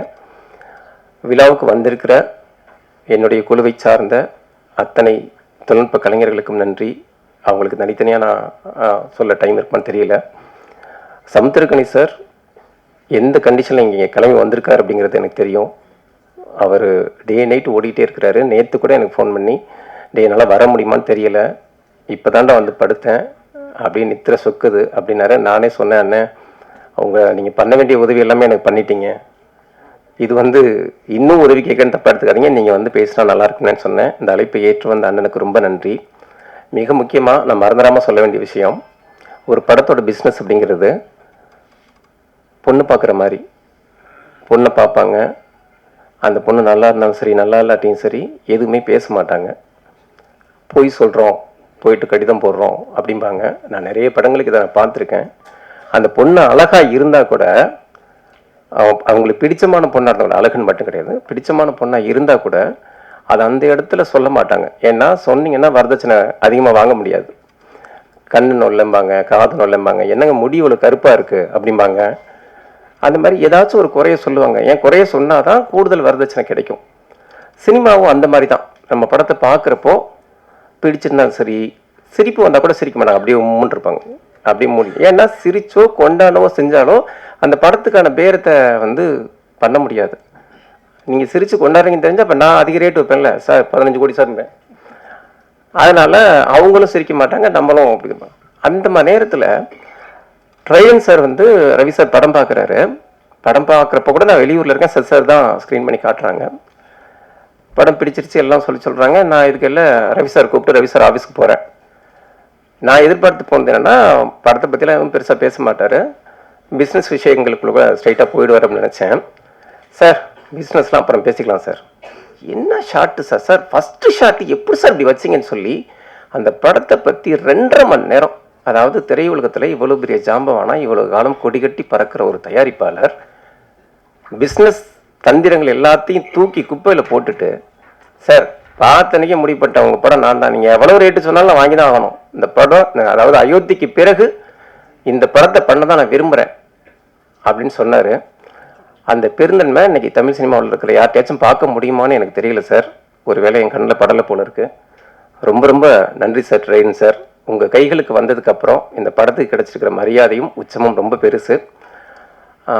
அந்த அந்த விஷயத்தையும் எனக்கு சாத்தியப்படுத்தி கொடுத்தது சசிகுமார் சார் தான். இந்த படத்துக்கான கதையை நான் எழுதி முடித்தப்போ வேறு சில ஹீரோக்களை தேடி போனேன், அவங்கள மனசில் வச்சு தான் எழுதினேன். நம்ம எழுதுறதெல்லாம் ஆயிடாது, நம்ம நினைக்கிறதெல்லாம் அவ்வளோ சீக்கிரம் கிடைச்சிடாது. அப்படிங்கிறப்போ எப்போவுமே எனக்கு அண்ணனா, என் முதுகெலும்பா, என்னை தட்டி கொடுக்குற கரமாக நிற்கிற சசிகுமார் சார், சரி நான் பண்ணுறேன்டா அப்படின்னு வந்தார். அந்த பெருந்தன்மை இன்னைக்கு வந்து, அதாவது நம்ம நிறைய பேர் சம்பாதிக்கலாம், இப்போ எல்லாமே நமக்காக தான் எல்லாமே அப்படின்னு நினைக்கலாம். ஆனால் நமக்கு தேவை அப்படிங்கிறப்போ, நம்ம கேட்கவே தயங்குறப்போ அதை தெரிஞ்சுக்கிட்டு உதவுற ஹெச்வினோத் மாதிரியான ஆட்கள்லாம் ரொம்ப கம்மி. அது மாதிரி வந்து சார் வந்து பரவாயில்ல நான் பண்ணுறேன் அப்படின்னாரு. நான் சொன்னேன் சார் இந்த கேரக்டர் ரொம்ப, நான் வந்து உங்களை வந்து படத்தில் மட்டும் இல்லை சார், வெளியிலையுமே நான் ஒரு ஹீரோவை பார்க்குற ஆள், அதனால் இந்த கேரக்டரில் நான் உங்களை பொருத்தி பார்க்க முடியுமான்னு தெரியலையே சார் அப்படின்னா, இல்லை அந்த கதையை நான் கம்ப்ளீட்டாக உள்வாங்கியிருக்கேன், நம்ம ஆத்மார்த்தமாக அதை பண்ணுவோம் அப்படின்னு சொல்லி வந்தார். எனக்கு உதவ வந்த மனுஷனை நான் எவ்வளவு பக்குவமாக தன்மையாக நான் வேலை வாங்கியிருக்கணும், அவரை கொஞ்சி ஒவ்வொரு நாள் ஷூட்டை நான் நடத்தியிருக்கணும். ஆனால் நான் அப்படி நடத்துனேன்னா அப்படின்னா கண்டிப்பாக கிடையவே கிடையாது. கடைசி 20 நாள் ஷூட்டிங்லாம் ஏண்டா இந்த படத்தில் நம்ம கமிட் ஆனோம் அப்படின்னு அவர் நொந்து நூலாக போனார். இனிமே வாழ்க்கையில் எவனுக்கும் உதவியே பண்ணக்கூடாது அப்படின்னு முடிவெடுத்திருப்பாரு. அந்த அளவுக்கு அவர் வந்து, நான் எப்படியெல்லாம் அவரை வந்து ஒரு தோரணையாக அழகா லட்சணமாக பார்த்தனோ அதெல்லாம் நானே காலி பண்ணுற மாதிரி அவரை நான் துவம்சம் பண்ணேன். அதான் உண்மை. குறிப்பாக ஊருக்காரங்கள்ட்டெல்லாம் மாட்டிட்டு ஒரு சின்ன பின்ன படுறப்ப கூட எல்லா நடிகர்களுமே நம்ம ஒரு கஷ்டமான சீனை சொல்கிறப்ப அதை பண்ணிடுவாங்க. ஆனால் அதை பண்ணதுக்கப்புறம் அந்த இயக்குனர் போய் சார் இப்போ சூப்பராக பண்ணீங்க சார், நல்லா இருந்துச்சு சார், சார் தான் பின்னால் முதுகில் பார்த்துக்குங்க அப்படின்னு ஒரு தன்மையை பேசணும்னு நினைப்பாங்க. ஆனால் நான் அந்த மாதிரி எதுவுமே பண்ணல. கடைசி 20 நாள் ஷூட்டில் நான் சசிகுமார் சார்கிட்ட பேசவே இல்லை. ஒரு 150 பேர் உள்ள கிராமத்து மக்கள்கிட்ட மாட்டிக்கிட்டு அவர் என்னெல்லாம் பண்ண நினைக்கணும் அது எல்லாத்தையும் பண்ணுறேன், அடித்து துவம்சம் பண்ணுறாங்க. சரி சார் அங்கே வச்சு அடுத்த ஷாட்டுக்கு வாப்பா அப்படிமா ஒரு இடத்துல பாலசக்தியில் சார் உங்களுக்கு கையெடுத்து கும்புறேன் சார் என்னை விட்டுருங்க அப்படின்னாரு. என்னால் சசிகுமார் சார் அப்படிலாம் பண்ண முடியாது அப்படின்னா, சார் நீங்கள் கரிசனப்பட்டால் கேரவனில் போயிட்டு சசிகுமார் சார் தனியாக கரிசனப்பட்டுக்கோங்க, இறக்கப்பட்டுக்கோங்க, ஸ்பாட்டில் நான் என்ன சொல்கிறேனோ அதை செஞ்சுருங்க சார் அப்படின்னு அவ்வளோ மிருகத்தனமாக நான் மாற வேண்டிய சூழல் இருந்துச்சு. நிச்சயமாக நான் ஒரு மிருகத்தனமான காட்சிகளை பார்க்குற ஆள் கூட கிடையாது. ஆனால் அப்படி இருக்கிறப்ப ஏன் இதை எடுத்தேன் அப்படின்னா, இதை வந்து உண்மைக்கு துளியும் குறைவில்லாத படமாக எடுத்துடணும். நான் பார்த்ததை, என் கண்ணு முன்னால் நடந்ததை நான் வந்து துளியும் குறையாத அளவுக்கு, ஏன்னா எனக்கு காட்சிப்படுத்துகிற வாய்ப்பு ஒரு தடவை தான் கிடைக்கும். அப்போ அந்த உண்மையை வலிமையாக உறக்க சொல்லிடணும்னு நினச்சேன். அதுக்காக தான் சார் அவ்வளோ கஷ்டம். இந்த மேடையில் உங்கள்கிட்ட மன்னிப்பு கேட்டுக்கிறேன். குறிப்பாக இந்த நிகழ்வுக்கு வந்திருக்கிற ரொம்ப நேரம் ஒதுக்கி என் மேலே பேரன்பாக இருக்கிற நிவாஸ் கே பிரசன்னாவுக்கு நான் ரொம்ப நன்றி சொல்லணும். திடீர்னு ஃபோன் வரும், எதையுமே கேட்க மாட்டார், தைரியமாக இருங்க எல்லாம் சரியாகும் அப்படிம்பாரு. ஒரு அசரீரி மாதிரி தான் அவருடைய குரலை நான் உணர்வேன். ரொம்ப நன்றி நிவாஸ். குறிப்பாக இந்த நிகழ்வில் கொண்டாடத்தக்க கவிஞன் ரவி அவருக்கு வந்து இது ஒரு அறிமுகமாக இருக்கலாம், ஆனால் நிச்சயமாக அவர் மிகப்பெரிய உயரம் தொடுவார். அப்பேற்பட்ட வார்த்தை ஜாலம். நான் கேட்டேன், சார் கவிஞர் சார் எங்கே சார் நீங்கள் இவ்வளோ நாள் அப்படின்னு சொல்லிட்டு. ஏன்னா மனசுக்கு பிடிச்சமான வார்த்தைகள் கிடைக்கிறது இன்னைக்கு ரொம்ப கஷ்டம். அதை வந்து சரளமாக கொட்டுற மலை மாதிரி செய்யக்கூடிய கவிஞன். ரொம்ப நன்றிங்க சார் உங்களோட வரிகளுக்கு. குறிப்பாக இந்த படம் போராடினோம், எடுத்தோம், போஸ்ட் ப்ரொடக்ஷன் பண்ணோம். அந்த கட்டத்தில் இருந்த படத்தை அடுத்த கட்டத்துக்கு நகர்த்தி கிட்டத்தட்ட அப்படி வாழை முறுக்கிற மாதிரி முறுக்கி எனக்கு ஒரு வாத்தியார் மாதிரி இருந்து இதை இன்னைக்கு இசை வெளியீட்டு விழா வரைக்கும் கொண்டு வந்தது அப்படின்னா திங் மியூசிக் சந்தோஷ். நான் இது உண்மையான மேடைக்காக சொல்ல சந்தோஷ். அவர் எத்தனையோ பேருக்கு இந்த மாதிரி இருக்கார், ஆனால் அவங்கெல்லாம் பெரிய பெரிய ஆட்கள். ஆனால் அதே அன்பை அதே ஒரு ஏற்பாடுகளை அவர் வந்து எளிய மனிதர்களுக்கும் செய்வார் அப்படிங்கிறதுக்கு இந்த நந்தன் படத்துக்கான உதவிகள் தான் உண்மையான சாட்சி. ரொம்ப நன்றி சந்தோஷ். காலத்துக்கு நன்றி சொன்னாலும் அது நிறைவாகாது. அடுத்து என் நண்பன் ரோஹின், பார்த்தீங்கன்னாலும் தெரியும், ரொம்ப பேரன்பான மனிதன். என்ன வேணாலும் பண்ணு, மேடைக்கு மட்டும் கூப்பிட்றாத அப்படின்னாப்புல. ரொம்ப நன்றி ரோஹின். ஹெச் வினோத் வந்து இந்த சம்பவத்தை சொல்ல நினைக்கிறேன். ஒரு 3 monthsக்கு முன்னால் தயவு பண்ணி என்னை எந்த நிகழ்வுக்கும் கூப்பிட்றாத, ஆடியோ லஞ்சுக்கெலாம் கூப்பிட்றாத, நான் வேற ஒரு படம் கமிட் ஆகி போயிட்டுருக்கேன், உன் படத்தை பார்த்தேன் பிடிச்சிருக்குன்னு சொன்னேன், என்னால் முடிஞ்ச உதவிகளை செஞ்சேன், வேறு எதுக்கும் கூப்பிட்றாத அப்படின்னாப்புல. வழக்கமாக நான் அங்கே தான் போய் நிற்கும், இந்த வண்டி அங்கே தான் போய் நிற்கும்னு எனக்கு தெரியும். முந்தின நாள் ஃபோன் பண்ணி சந்தோஷ்ட பேசிட்டு சொன்னேன் வினோத்தை கூப்பிடணும் அப்படின்னு சொல்லிட்டு. சரி வினோத்துக்கே பேசணும்னு சொல்லி வினோத் பேசினேன். ஒரு நிகழ்வுக்கு கூப்பிட்றப்ப எப்படி கூப்பிடணும், நான் வந்து தலைவரே இந்த மாதிரி இசை வெளியீட்டு விழா வச்சுருக்கேன், நீங்கள் வந்தீங்கன்னா ஜிப்ரான் சார் சந்தோஷப்படுவார் அப்படின்னு ஜிப்ரான் சார் மேலே பழிய போட்டேன். நீங்கள் அப்பவே சொல்லிட்டீங்க ஆனாலும் அப்படின்னு சொல்லிட்டு அப்போ வினோத் சார் அப்படியே கேட்டுகிட்டே இருந்தார். யோ சரி வந்து தொலைக்கிறேன் வையா. அடப்பா ஒரு நிகழ்ச்சிக்கு வர்றதை இப்படியா சொல்றது. ரொம்ப ரொம்ப நன்றி வினோத். இவ்வளவு நெருக்கடியான காலகட்டத்தில் 1000 பிரச்சனைகள் நம்மளை சூழ்ந்தாலும் சூறையாடினாலும் வினோத் மாதிரியான மனிதர்களை நான் சம்பாதிச்சிருக்கேங்கிறது படத்துக்கு மட்டும் இல்லை, என் வாழ்க்கைக்கே ரொம்ப பெருமையானது. இந்த படத்தோட கதாநாயகி சுருதி பெரியசாமி. அவங்க பிக் பாஸில் பெரிய ஆள், மாடலிங்கில் பெரிய ஆள், எதுவுமே எனக்கு தெரியாது. நிறைய ஃபோட்டோக்கள் பார்த்து பார்த்து சலிச்சு போன சூழலில் ஒரு புகைப்படம் காமிச்சாங்க, ரொம்ப பிடிச்சிருந்துச்சு. நான் அப்போது அந்த கேரக்டருக்கு மறிக்குழுதுன்னு பேர் வச்சுருந்தேன். படத்தில் வந்து செல்வின்னு மாறினுச்சது. அந்த நான் எழுதின பாத்திரத்தை அப்படியே பிரதிபலிக்கிற முகமாக தெரிஞ்சாங்க.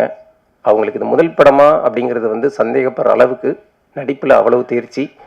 அந்த எங்கள் ஏரியா ஸ்லாங்கை கூட அவங்க உச்சரித்த விதம் ரொம்ப ரொம்ப ஒரு ஆத்மார்த்தத்தை காட்டுற மாதிரி இருந்துச்சு. ரொம்ப நன்றி சுருதி. தங்கதுரை சார் சொன்ன மாதிரி உங்களுடைய எதிர்காலம் ரொம்ப பிரகாசமாக இருக்கும்னு நான் நம்புகிறேன். இந்த படத்துக்காக நீங்கள் பட்ட கஷ்டங்கள் எல்லாத்துக்குமே நந்தன் பெரிய வெற்றியும் பெரிய கவனத்தையும் கொடுப்பான். இன்னொன்று, அடுத்து என்னுடைய 2வது கதாநாயகனுக்கு வரேன், பாலாஜி சக்திவேல் சார். நான் கதை சொன்னப்பவே சொன்னேன் சார், இந்த படத்தோட கதாநாயகன் நீங்கள் தான் அப்படின்னு சொல்லி. ஏன்னா முதல் பாடலே நான் அவருக்கு தான் வச்சுருக்கிறேன். எந்த கட்டத்திலையும் எவ்வளவு நெருக்கடியிலையும் எவ்வளவு பிரச்சனைகள் உங்களை வந்து சூழ்ந்தா கூட சிரிச்ச முகத்தோட நிதானமாக இருங்க அப்படிங்கிறத ஒவ்வொரு நாளும் ஸ்பாட்டில் அவருடைய செய்கையாலேயே எனக்கு கற்றுக் கொடுத்த மனுஷன். 250 பேர் இருப்பாங்க, இந்த ஷூட்டிங் பேய் மாதிரி நடந்துகிட்டு இருக்கப்போ கூட அவர் இருக்கிற இடம் அவ்வளோ கலகலப்பாக, அவ்வளோ சந்தோஷமாக, அவ்வளோ மகிழ்வாக ஒரு 10 பேர் புடைசூழல் இருக்கும். அவருக்கு அவ்வளோ நண்பர்கள் ஷூட்டிங் ஸ்பாட்டில்.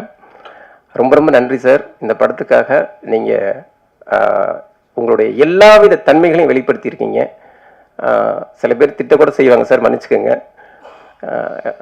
அடுத்து என்னுடைய முதுகெலும்பா என்னுடைய படத்துக்கு உயிராக இருந்தது என்னுடைய கேமராமேன் சரண். இந்த மண்ணை அவர் காட்டின விதம், குறிப்பாக நான் அந்த படத்துக்காக நான் வேல்ராஜ் சார் தான் கேட்டிருந்தேன். அப்போ வேல்ராஜ் சார் இடத்தை நிரப்பக்கூடிய அளவுக்கு இந்த ஒரு கேமராமேன் தேவை அப்படிங்கிறப்போ கிடாயின் கருணைமன் படம் எனக்கு ரொம்ப பிடிச்ச படம். அதனால நான் சரணை கூப்பிட்டுருந்தேன். சரண் அந்த ஒரு ஃப்ரேம் வச்சு காட்டுவார். என்னுடைய எல்லா எதிர்பார்ப்பையும் சொல்கிறப்போ அந்த ஃப்ரேம் வச்சு காட்டுவார். அது அவ்வளவு நான் சொல்ல வேண்டிய விஷயத்தையே பாதி ஆக்கிடும். அந்த அளவுக்கு இந்த படத்துக்கு பெரிய முதுகெலும்பா ஆதரவாக இருந்த சரணுக்கு ரொம்ப ரொம்ப நன்றி. இந்த படம் உங்களுக்கு மிகப்பெரிய கதவுகளை திறக்கும்னு நான் நம்புகிறேன் சரண்.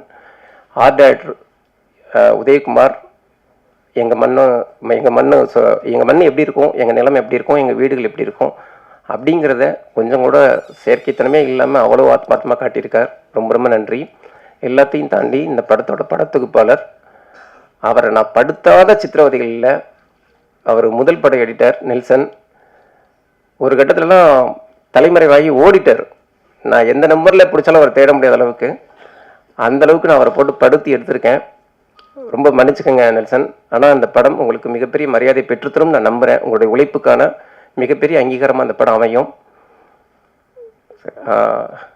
ரொம்ப நன்றி நெல்சன். அப்புறம் குறிப்பாக நிலா சுதாகர் சார் இந்த படத்தில் மிக முக்கியமான கேரக்டர் நடிச்சிருக்காரு. அதை தாண்டி இந்த படம் ஒரு நல்லபடி உருப்பெறதுக்கு மிகப்பெரிய உதவிகள் செஞ்சவர் தர்மசரவணன் உள்ளிட்ட கந்தர்வக்கோட்டை நண்பர்கள் உள்ளிட்ட தஞ்சாவூரை சூழ்ந்திருக்கிற நண்பர்கள் அத்தனை பேருக்கும் நன்றி. இந்த நேரத்தில் நான் மிக முக்கியமாக நான் நன்றி சொல்ல விரும்புகிறது, இந்த படத்துக்காகவே கஷ்டப்பட்டு இறந்து போன 3 பேரை நான் கண்ணீரோடு நினச்சி பார்க்குறேன். இந்த படத்தில் நடித்த பாட்டி இந்த படத்தை பார்க்க அவ்வளோ ஆவலாக இருந்தாங்க. இந்த ஒரு படம் போதுண்டா பேராண்டி என் வாழ்க்கைக்கு அப்படின்னாங்க. தஞ்சாவூர் பொதுமக்கள் ஒருத்தர் தான் அவங்க.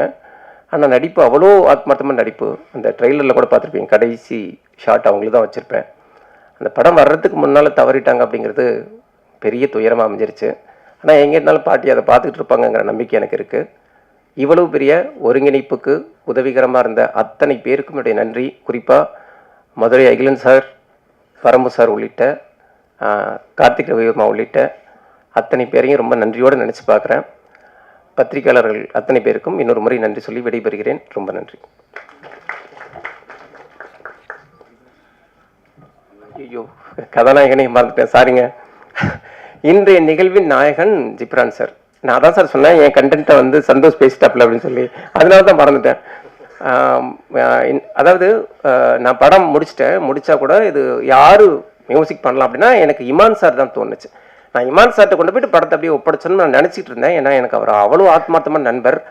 அப்போ வந்து வினோத் சந்தோஷ் எல்லாம் பார்த்துட்டு சந்தோஷ் வந்து அவர் ஒரு விஷயத்தை செலக்ட் பண்ணுவார். அது அவ்வளோ கரெக்டாக நுணுக்கமாக இருக்கும்.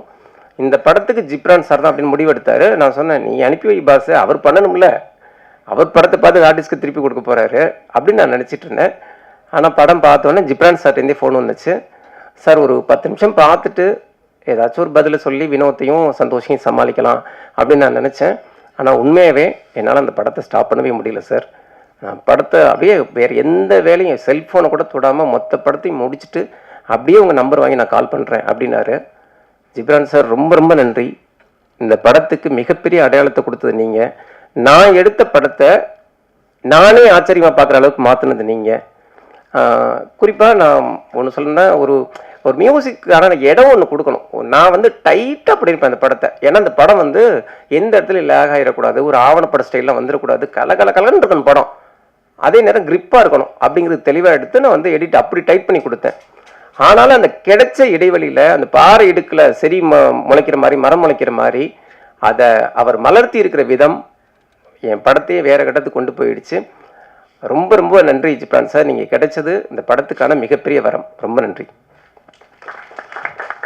ரொம்ப நன்றி சார். அடுத்தபடியாக நம்ம எல்லாருக்குமே பிடித்த ஒரு நபர், ரொம்ப பாவமான கேரக்டரா இருந்தாலும் சரி, ரொம்ப வில்லத்தனமான கேரக்டரா இருந்தாலும் சரி, ஐயாக்கு வந்து அது ஒரு லெஃப்ட் ஹேண்ட் டீலிங் மாதிரி எல்லா படத்துலயுமே ஒரு செமையான ரோல் ப்ராமினெண்டா பண்ணிட்டே இருப்பாங்க. சமுத்திரகனி சார், உங்களுடைய பிஸி ஸ்கெடியூல்ல இன்னைக்கு நீங்க வந்ததுக்கு ரொம்ப ரொம்ப நன்றி. ஒரு சில வார்த்தைகள். இறைவனுக்கு நன்றி. ரொம்ப மகிழ்ச்சியாக இருக்குது. ரொம்ப நாளைக்கு அப்புறம் எங்கள் அண்ணன் சீமான் அவர்களை பார்த்ததில் பெரும் மகிழ்ச்சி. தம்பி வினோதை பார்த்ததில் ரொம்ப சந்தோஷமாக இருக்குது. ஏன்னா ஒரு சில மனிதர்களை பார்த்தாலே போதும் நமக்கு ஒரு எனர்ஜி வரும். அந்த மாதிரி ஒரு சக்தி நான் சொன்ன 2 பேருமே. நந்தன், அதாவது ஒரு நல்ல கதையை நம்ம பண்ணிட்டா போதும், அது செலக்ட் பண்ணிக்கிடும் யார் யார் தனக்கு வேணும்னு. நம்ம யாரையோ நினச்சி எழுதியிருப்போம், ஆனால் அது செலக்ட் பண்ணி கூப்பிடும். வா சசி வா, நீங்கள் வாங்க நீங்கள் வாங்க நீங்கள் வாங்கன்னு கூப்பிடும். அப்படி அதுவாக தன்னை டிசைன் பண்ணிக்கிட்ட ஒரு படம் தான் நந்தன் நான் நினைக்கிறேன். ஏன்னா அப்படி தான் இதுக்குள்ளே நானும் வந்தேன். நான் வந்தது எனக்கே தெரியாது. திடீர்னு ஒரு நாள் எங்கே இருக்க அப்படின்னாங்க. நான் வந்தேன், சும்மா சசியை பார்க்க போனேன், பேசினேன். சரவணன் சார் வந்து இந்த மாதிரி விஷயம் அப்படின்னா நல்லா இருக்கே அப்படின்னா, இது நீங்கள் தான் பண்ணுறீங்க அப்படின்னு. இது அதை விட நல்லா இருக்கே, சரி வாங்க பண்ணிடுவோம் அப்படின்னு சொல்லிட்டு அப்படி பண்ண ஒரு படைப்பு. சரவணன் உழைப்பு வந்து ரொம்ப அளப்பரியது. ரொம்ப முதல் படத்துலையும் 2வது படத்துலையும் அவருக்கான இடம் கிடைக்கலையேன்னு எனக்கு ஒரு பெரிய வருத்தம் இருந்தது. இந்த படம் அது எல்லாத்துக்கும் சேர்த்து ஒரு இடத்த கொடுக்கும். சரவணன், வாழ்த்துக்கள். என்னன்னா, இந்த சமுதாயத்தின் மீது பேரன்பு கொண்டவன் ஒரு எழுத்தாளனாக இருந்தால் எழுதி தீர்ப்பான், ஒரு பாடலாசிரியனாக இருந்தால் பாடி தீர்ப்பான், ஒரு படைப்பாளியாக இருக்கும்போது தன்னுடைய கோபத்தை படைப்பில் தான் காட்ட முடியும். நிறைய நிஜங்களை பேசக்கூடிய ஒரு படைப்பு. அப்படி இருந்தது. படம் பார்த்துட்டு அப்படியே வெளியே வரும்போது ஒரு மாதிரி ஆயிடுச்சு. எனக்கெல்லாம் அண்ணனை அவ்வளோ பிடிக்கும். நாங்கள் 2 பேரும் சின்ன குழந்தைங்க மாதிரி கொஞ்சம் விளையாடிட்டு இருப்போம். ஆனால் அவர்கிட்ட பேசவே இல்லை. நான் இன்னைக்கு தான் பார்த்தேன். அவ்வளோ கோபம் வந்துருச்சு. அது வந்து அது ஒரு நடிகராகவும் இந்த கதை அந்த தாக்கத்தை நம்மளை உண்டாக்கி இருக்கிறது அப்படின்றது தான் ஒரு பெருமகிழ்ச்சி எனக்கு. சசி வந்து ஏன்னா அவன் கூடவே இருந்திருக்கேன், அவனை அப்படி பார்த்துருக்கேன், அவனை பொத்தி பார்த்துக்கிறேன் நான். ஆனால் திரையில் அதாவது ஒரு ஃபைட்டர்ஸ் அடித்தா கூட அடிக்கிற மாதிரி நடிப்பாங்க. ஆனால் நிஜமான ஆட்களுக்கு நடுவில் விட்டுட்டோம்னு வச்சுக்கோங்களேன், அவங்க நடிக்கிறன்ற பேரில் அடித்தே கொண்டுருவாங்க. அதுதான் நடந்திருக்கு. அது ஒரு காட்சி, என்னால் அது இப்போ கூட நினச்சா கூட ஒரு மாதிரி படபடப்பாக வரும். அந்த மாதிரி ஒரு காட்சி. அது உண்மையிலே சசி வந்து நந்தனுக்கு முன் நந்தனுக்கு பின் அப்படின்ற மாதிரி ஒரு தளம் சசி கிடைக்கும். தம்பி, நீ பட்ட கஷ்டத்துக்கு எல்லாமே இந்த பிரபஞ்சம் ஒரு நல்ல பலனை கொடுக்கும். ஸ்ருதி, நீங்கள் எவ்வளோ கஷ்டப்பட்டிருந்தாலும் சரி, அந்த ஒரு ஷாட் போதும். ட்ரெய்லரில் வந்துச்சு பாருங்கள், தமிழகமே எழுந்து உங்களுக்காக கைத்தட்டுமா, வாழ்த்துக்கள். ஏன்னா அவரை மிதிக்கும் போது நான் எந்திரிச்சு கைத்தட்டினேன். ஏன்னா அது தேவையான ஒரு இடம், அற்புதமான ஒரு இடத்துல அமையணும் ஒரு சில விஷயங்கள். அது அமைஞ்சிருக்கு. இதை கொண்டு போய் ஜனங்ககிட்ட எப்படி வைக்க போகிறோம் அப்படின்ற ஒரு கேள்வி எனக்கு எப்போவுமே இருக்கும். ஏன்னா ஒரு வருஷத்தில் ஒரு 52 வாரம் இருக்குது. இந்த 52 வாரத்தில் ஒரு 7-8 பெரிய படங்கள் வரும்போது நீ யாரும் வந்துடாதீங்கன்னு மறிச்சிடுவாங்க. உங்களுக்கு தெரியும். அந்த பெரிய படம் வந்தால் 2 வாரத்துக்கு வேறு எந்த படமும் வரக்கூடாதுன்றவாங்க. அந்த மீதி இருக்க நேரத்தில் தான் பாவம் 7-8 படங்கள் வந்து விழுந்து அதில் நல்ல படங்கள் சிதைக்கப்பட்டு எங்கெங்கேயோ போய் ஏதோ நடந்து ஒரு 200 படம் ஒரு வருஷத்துக்கு ரிலீஸ் ஆகுது அப்படின்னா, ஒரு 20 படம் ஓடுது அப்படின்னா, அதில் ஒரு 10 படம் கமர்ஷியல் படமாக இருக்கும், ஒரு 10 படங்கள் இந்த மாதிரி ஒரு நல்ல படங்களாக இருக்கும். அந்த நல்ல படங்களை காக்கக்கூடிய ஒரு மனிதர் வேணும் அப்படின்னு நினைக்கும்போது தான் அண்ணா ரவி அண்ணா உள்ளே வந்திருக்காருனாங்க. ரொம்ப சந்தோஷமாக இருந்தது அண்ணா, ரொம்ப மகிழ்ச்சி. இந்த படத்தை சரியாக கொண்டு போய் ஜனங்கிட்ட வைங்க. ஏன்னா இது அங்கே நடக்குது, இங்கே நடக்குது, இந்த காலத்துலையும் இப்படியெல்லாம் நடக்குது அப்படிலாம் பேசிக்கிட்டு இருப்பாங்க. இந்த காலத்தில் தான் நடந்துகிட்டு இருக்கு, இன்னும் நடக்கும். அதை நடக்க விடாமல் மனிதனாக மாற வேண்டும் அப்படின்றது தான் இந்த படத்துடைய ஒரு அடிநாதம். இது வெல்லணும். இந்த மாதிரி பல விஷயங்கள் நம்ம ஜனங்க முன்னாடி வைக்கணும். சின்ன சின்ன மாற்றங்கள், யாராவது ஒரு ஒரு ஒரு ஒரு மனிதன் மாறினா கூட போதும், அது ஒரு மிகப்பெரிய ஒரு வெற்றியாக தான் பார்க்கப்படும். இந்த படம் ஒரு மிகப்பெரிய வெற்றியை அடையணும். அதுக்கு நான் இறைவன்கிட்ட பிரார்த்தனை பண்ணிக்கிறேன். ஜிப்ரான் சார், இசை பேசிச்சு சார், ரொம்ப மகிழ்ச்சியாக இருந்தது சார். ஏன்னா படம் முடிச்சுட்டு வந்தோன்னே சசிட்டு சொன்னேன், மியூசிக் வேறு மாதிரி இருக்குடா, அது வேற ஒரு தளத்துக்கு நம்மளை எடுத்துகிட்டு போகுது அப்படின்ற மாதிரி பேசிகிட்டு இருந்தோம்.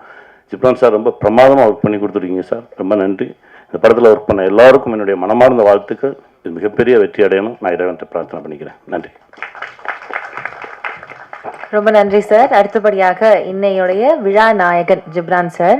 எத்தனை பாடல்கள், எத்தனை படங்கள்ல, எத்தனை ஒரு அற்புதமான ஒர்க் கொடுத்திருக்காரு. இன்னைக்கு வரைக்கும் அவருடைய பாட்டு வந்து நம்மளுடைய பிளேலிஸ்ட்ல ஏதோ ஒரு இடத்துல இருந்துகிட்டே இருக்கும். ஒவ்வொரு எமோஷனுக்கும் ஏற்ற மாதிரி ஒரு பாட்டு கொடுத்திருப்பாரு. இன்னைக்கு பிளே பண்ண 2 சாங்ஸ் ஃபர்ஸ்ட் டைம் நம்ம கேட்டோம், பட் இட் வாஸ் லைக் எங்கேயோ ரொம்ப கனெக்ட் ஆன ஒரு feel. So I think only you can pull it off sir. Thank you so much. Please வாங்க, இந்த படத்துல ஒர்க் பண்ண அனுபவங்கள் பத்தி ஒரு சில வார்த்தைகள். எல்லாருக்கும் வணக்கம். மேடையில் வந்திருக்க எல்லாருக்குமே வணக்கம். ஃப்ரெண்ட்ஷிப்பாக கூப்பிட்டோன்னே வந்திருக்க ரோஹின் அண்ட் நிவாஸ் அண்ட் எல்லாருக்குமே. பட் ஃபர்ஸ்ட் அதான் இல்லை, நான் சொல்ல நினச்சது எல்லாமே சொல்லிட்டாங்க. ஃபஸ்ட்டு எனக்கு சந்தோஷ் தான் கால் பண்ணார். கால் பண்ணிட்டு அப்புறம் நான் வந்து ஓகேங்க நான் பார்க்குறேன் அப்படின்னு கொஞ்சம் டிலே பண்ணேன். அப்புறம் வினோத் அடித்தார். சரி இதுக்கு மேலே நம்ம லேட் பண்ணக்கூடாதுன்னு சொல்லிட்டு தான் அது லைக். பட் ஃபர்ஸ்ட் எனக்கு படம் பார்த்தோன்னே உண்மை அந்த ஒரு மைண்ட் செட் தான். ஏன்னா ஓகே எப்படி இருக்குன்னு தெரியாதுன்னு, பட் ஃபர்ஸ்ட் ஷார்ட்ல இருந்தே அதை ரிவீல் பண்ணிட்டாரு ரவி சார். ஸோ அதனால் பட் அந்த ஷார்ட்ல இருந்து ஐ வாஸ் லைக் நான் டோட்டலி ஃபுல்லாக உள்ளே இருந்தேன். அண்ட் படம் முடிச்சுட்டு உடனே வினோத் கடிச்சேன், அவர் எடுக்கல. ஸோ சந்தோஷ் அவருக்கு அடித்தேன். ஸோ சொன்னேன் இல்லைங்க ரொம்ப செம மாசாக இருக்குது, கமர்ஷியலாக இருக்குது அப்படின்னு.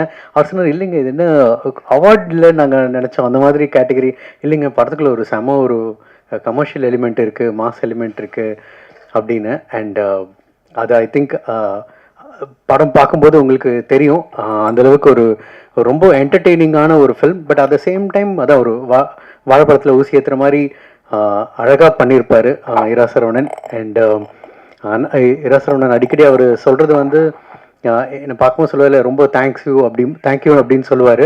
பட் ஆக்சுவலி என்னென்னா நான் அவர்கிட்ட சொன்னேன், நான் வந்து பியூராக ரொம்ப செல்ஃபிஷாக தான் இருந்தேன் இந்த படம் பொறுத்த வரைக்கும். நான் சொன்னேன் இல்லைங்க நான் வந்து ஒரு சுயநலவாதி தான். இந்த படம் பார்த்தோன்னே முடிவு பண்ணேன் இந்த படத்தில் நம்ம கண்டிப்பாக இருந்தே ஆகணும். ஏன்னா இந்த படம் வந்து ஒரு தளத்துக்கு போகும், ஒரு உயரத்தை எட்டும்.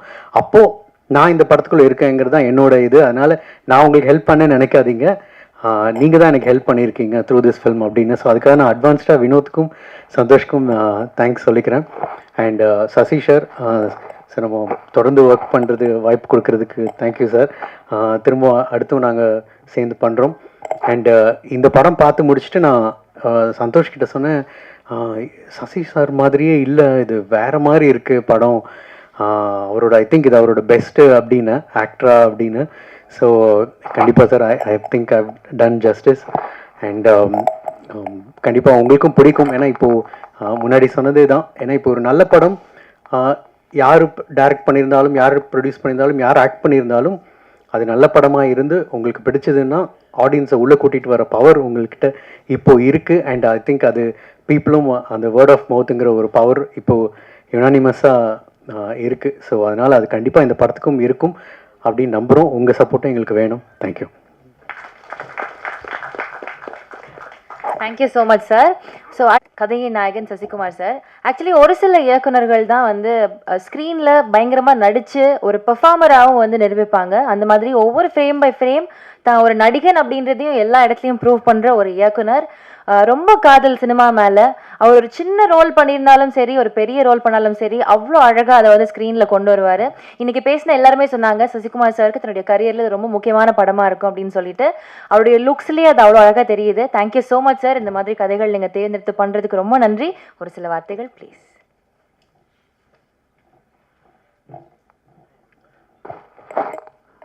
எல்லோருக்கும் வணக்கம். முதல்ல நான் சீமானனுக்கு நன்றியை சொல்லணும். எங்களை வாழ்த்த வந்து படம் இவ்வளோ வேலை மத்தியிலும் எங்களுக்காக தம்பிகளுக்காக வந்த உங்களுக்கு நன்றியை தெரிவிச்சுக்கிறேன். நீங்கள் படம் பார்த்து எங்களை வாழ்த்துனது வந்து ரொம்ப மறக்க முடியாத ஒவ்வொரு வார்த்தையும் மறக்க முடியாமல் இருக்குது. அதுக்கு உங்களுக்கு நன்றியை தெரிவிச்சுக்கிறேன். நானும் சரவணனும் அவ்வளோ அதிர்ஷ்டம். நீங்கள் சொன்ன வார்த்தைகள் ஒன்றொன்றும் உண்மை. இப்படி நடக்கணும், இப்படி இருக்கணும்னு சொன்ன விஷயங்கள் அதை நீங்கள் மறுபடியும் இதில் சொன்னீங்கன்னா இன்னும் சந்தோஷப்படுவோம் எங்கிட்ட சொன்னதை. அது அப்புறம் வினோத் அவரோட படத்துக்கே வரமாட்டார், ப்ரமோஷனுக்கு வரமாட்டார், யோசிப்பார். அப்படியே கூப்பிட்டாலும் முகத்தை மூடி மறைச்சிக்கிட்டு பேசவும் மாட்டாப்புல. என்ன ஏண்டா கூப்பிட்டீங்க இதுக்கு அப்படின்னு அவரோட ப்ரமோஷனுக்கே வரமாட்டார். ஆனால் சரவணனுக்காக இங்கே வந்தது வந்து ரொம்ப சந்தோஷம். எங்களை வாழ்த்துனதும் வினோத் வந்து அவ்வளோ சீக்கிரம் யாரும் எந்த படத்தையும் எங்களை பற்றிலாம் சொல்ல மாட்டார். இப்போ ஆச்சரியமாக இருக்குது. சொன்னது ரொம்ப சந்தோஷமாகவும் இருக்குது. ஸோ அப்படி ஒரு படத்தில் நான் பண்ணியிருக்கோம் அப்படின்ற ஒரு விஷயம் சந்தோஷமாக இருக்குது.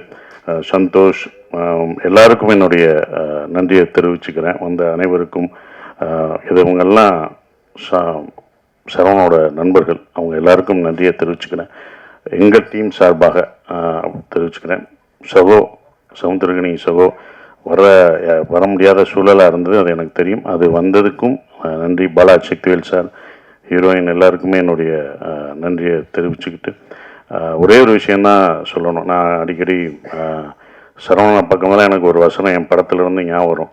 உங்கள் நேர்மை எனக்கு ரொம்ப பிடிச்சிருக்கு அப்படின்னு சொல்கிறது. அதுதான் சரவணா பக்கமாக அந்த நேர்மை எனக்கு ரொம்ப பிடிச்சிருந்தது. இந்த படம் சரவணோட பொதுவாக எனக்கு சரவணை எப்படி பிடிக்கும்னா, மற்றவங்க பிரச்சனைனா குடும்பம் பொண்டாட்டியெல்லாம் விட்டுட்டு போய் முதலாக போய் நிற்கிற ஒரு ஆள் தான் சரவணன். நானே சொல்லியிருக்கேன், எதுக்குங்க வாங்க வேலையை பார்ப்போம் அப்படின்னும். ஆனால் எல்லாத்தையும் சாப்பிட்றதெல்லாம் விட்டுட்டு போய் முதலாக போய் நிற்கிற ஆள் அவர் தான்.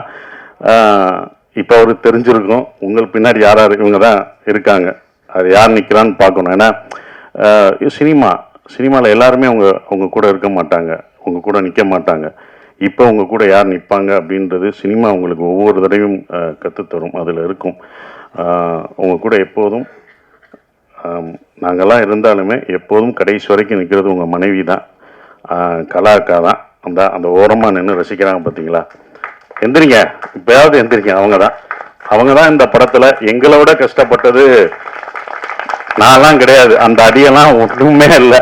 நான் வருத்தப்பட்டேன்னு பாத்திரம் கழுவிட்டு இருப்பாங்க அவங்க டீச்சரு.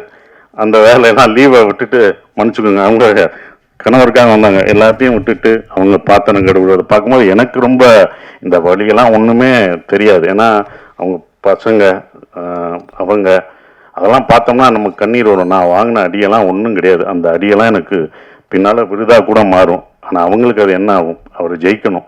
அவர் ஜெயிக்கணுன்ற ஒரு விஷயந்தான். கண்டிப்பாக இந்த படம் சரவணனுக்கு பெருசாக நிற்கும். அதுக்கு தான் எல்லாம் நிற்கிறோம். நான் வழி அனுப்ப போன மாதிரி தான் இந்த படத்தில் 4 நாள் நடிக்கிறதுக்கு தான் இந்த படத்துக்கே போனேன். கனியனை நடிக்கிற கேரக்டர் தான் என்னோட கேரக்டர். வழி அனுப்ப ட்ரெயினில் ஏற்றி விட்டுரு, வாங்க நீங்களே ஏறுங்க. நான் வழி அனுப்ப வந்தா என்னப்பா ஏற்றிட்டீங்க? அப்படிதான் அந்த படம் இருந்தது. அது வேற ஒரு நடிகர் நடிக்க இருந்தது. நான் தயாரிக்கணும்னு நினைச்ச படம். என்னால் இப்போ வரைக்கும் தயாரிக்க முடியல அப்படின்ற ஒரு விஷயம். பட் அவர் தயாரிக்கிறது எனக்கு சந்தோஷமா இருக்கு.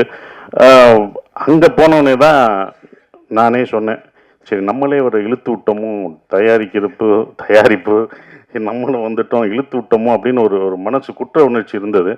அப்போ சொன்னேன், சரி நானே பண்ணுறீங்க அப்படின்னு. அவரும் கொஞ்சம் இறங்க பார்த்தாரு.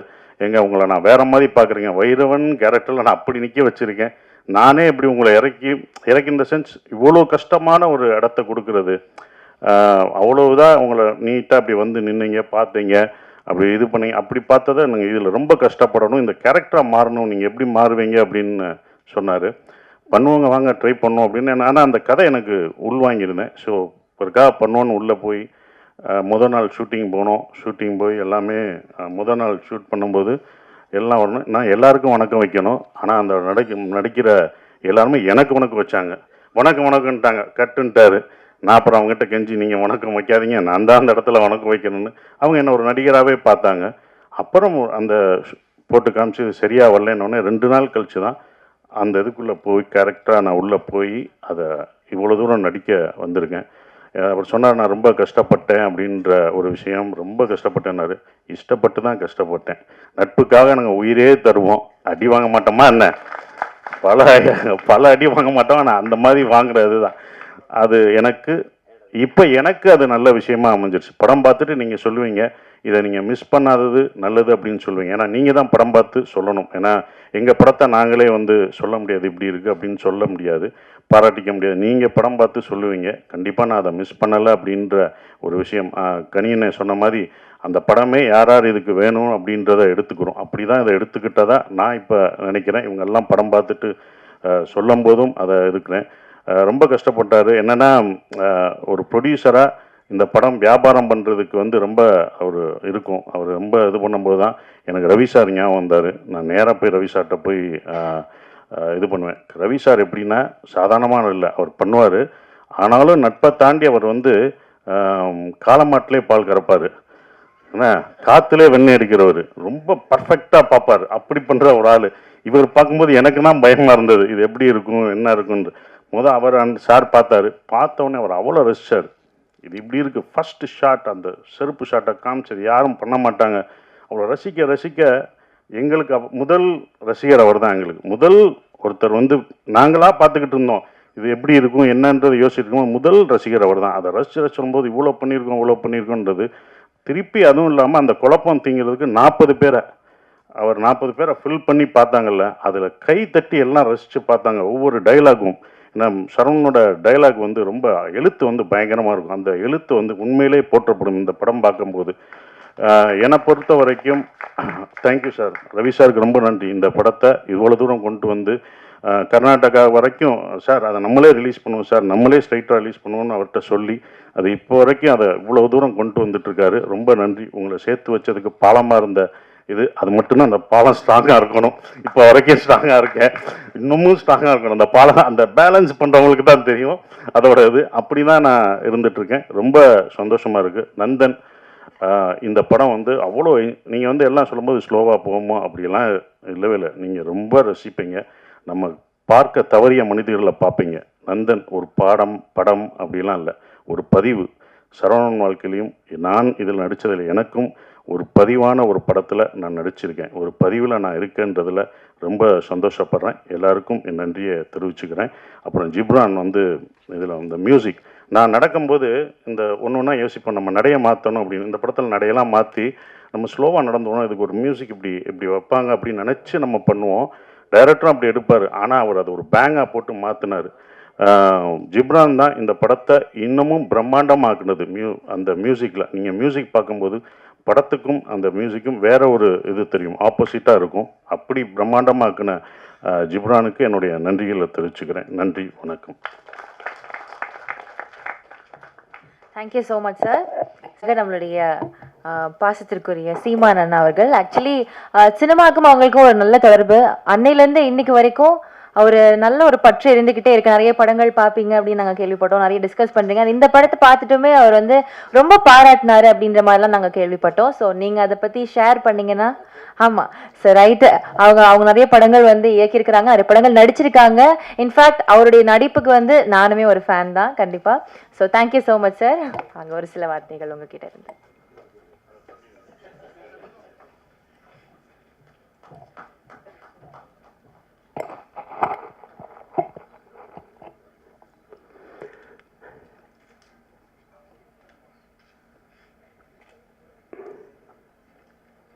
நந்தன் பாட்டு வெளியீட்டு விழாவிற்கு வருகை தந்திருக்கிற என் உயிர்க்கினிய உறவுகள், பெரிதும் நான் போற்றுகிற மதிக்கிற ஊடகவியலாளர்கள், இங்கே அமர்ந்திருக்கிற என் அன்பிற்கினியவர்கள் அனைவருக்கும் என்னுடைய அன்பும் வணக்கமும். நந்தன் பாட்டு வெளியீட்டு விழா என்று இதை சொல்வதை விட பல நூறு ஆண்டுகளாக இந்த மண்ணின் மக்கள் பட்ட வலியை வெளியிடுகிற ஒரு விழாவாகத்தான் இதை பார்க்கணும்.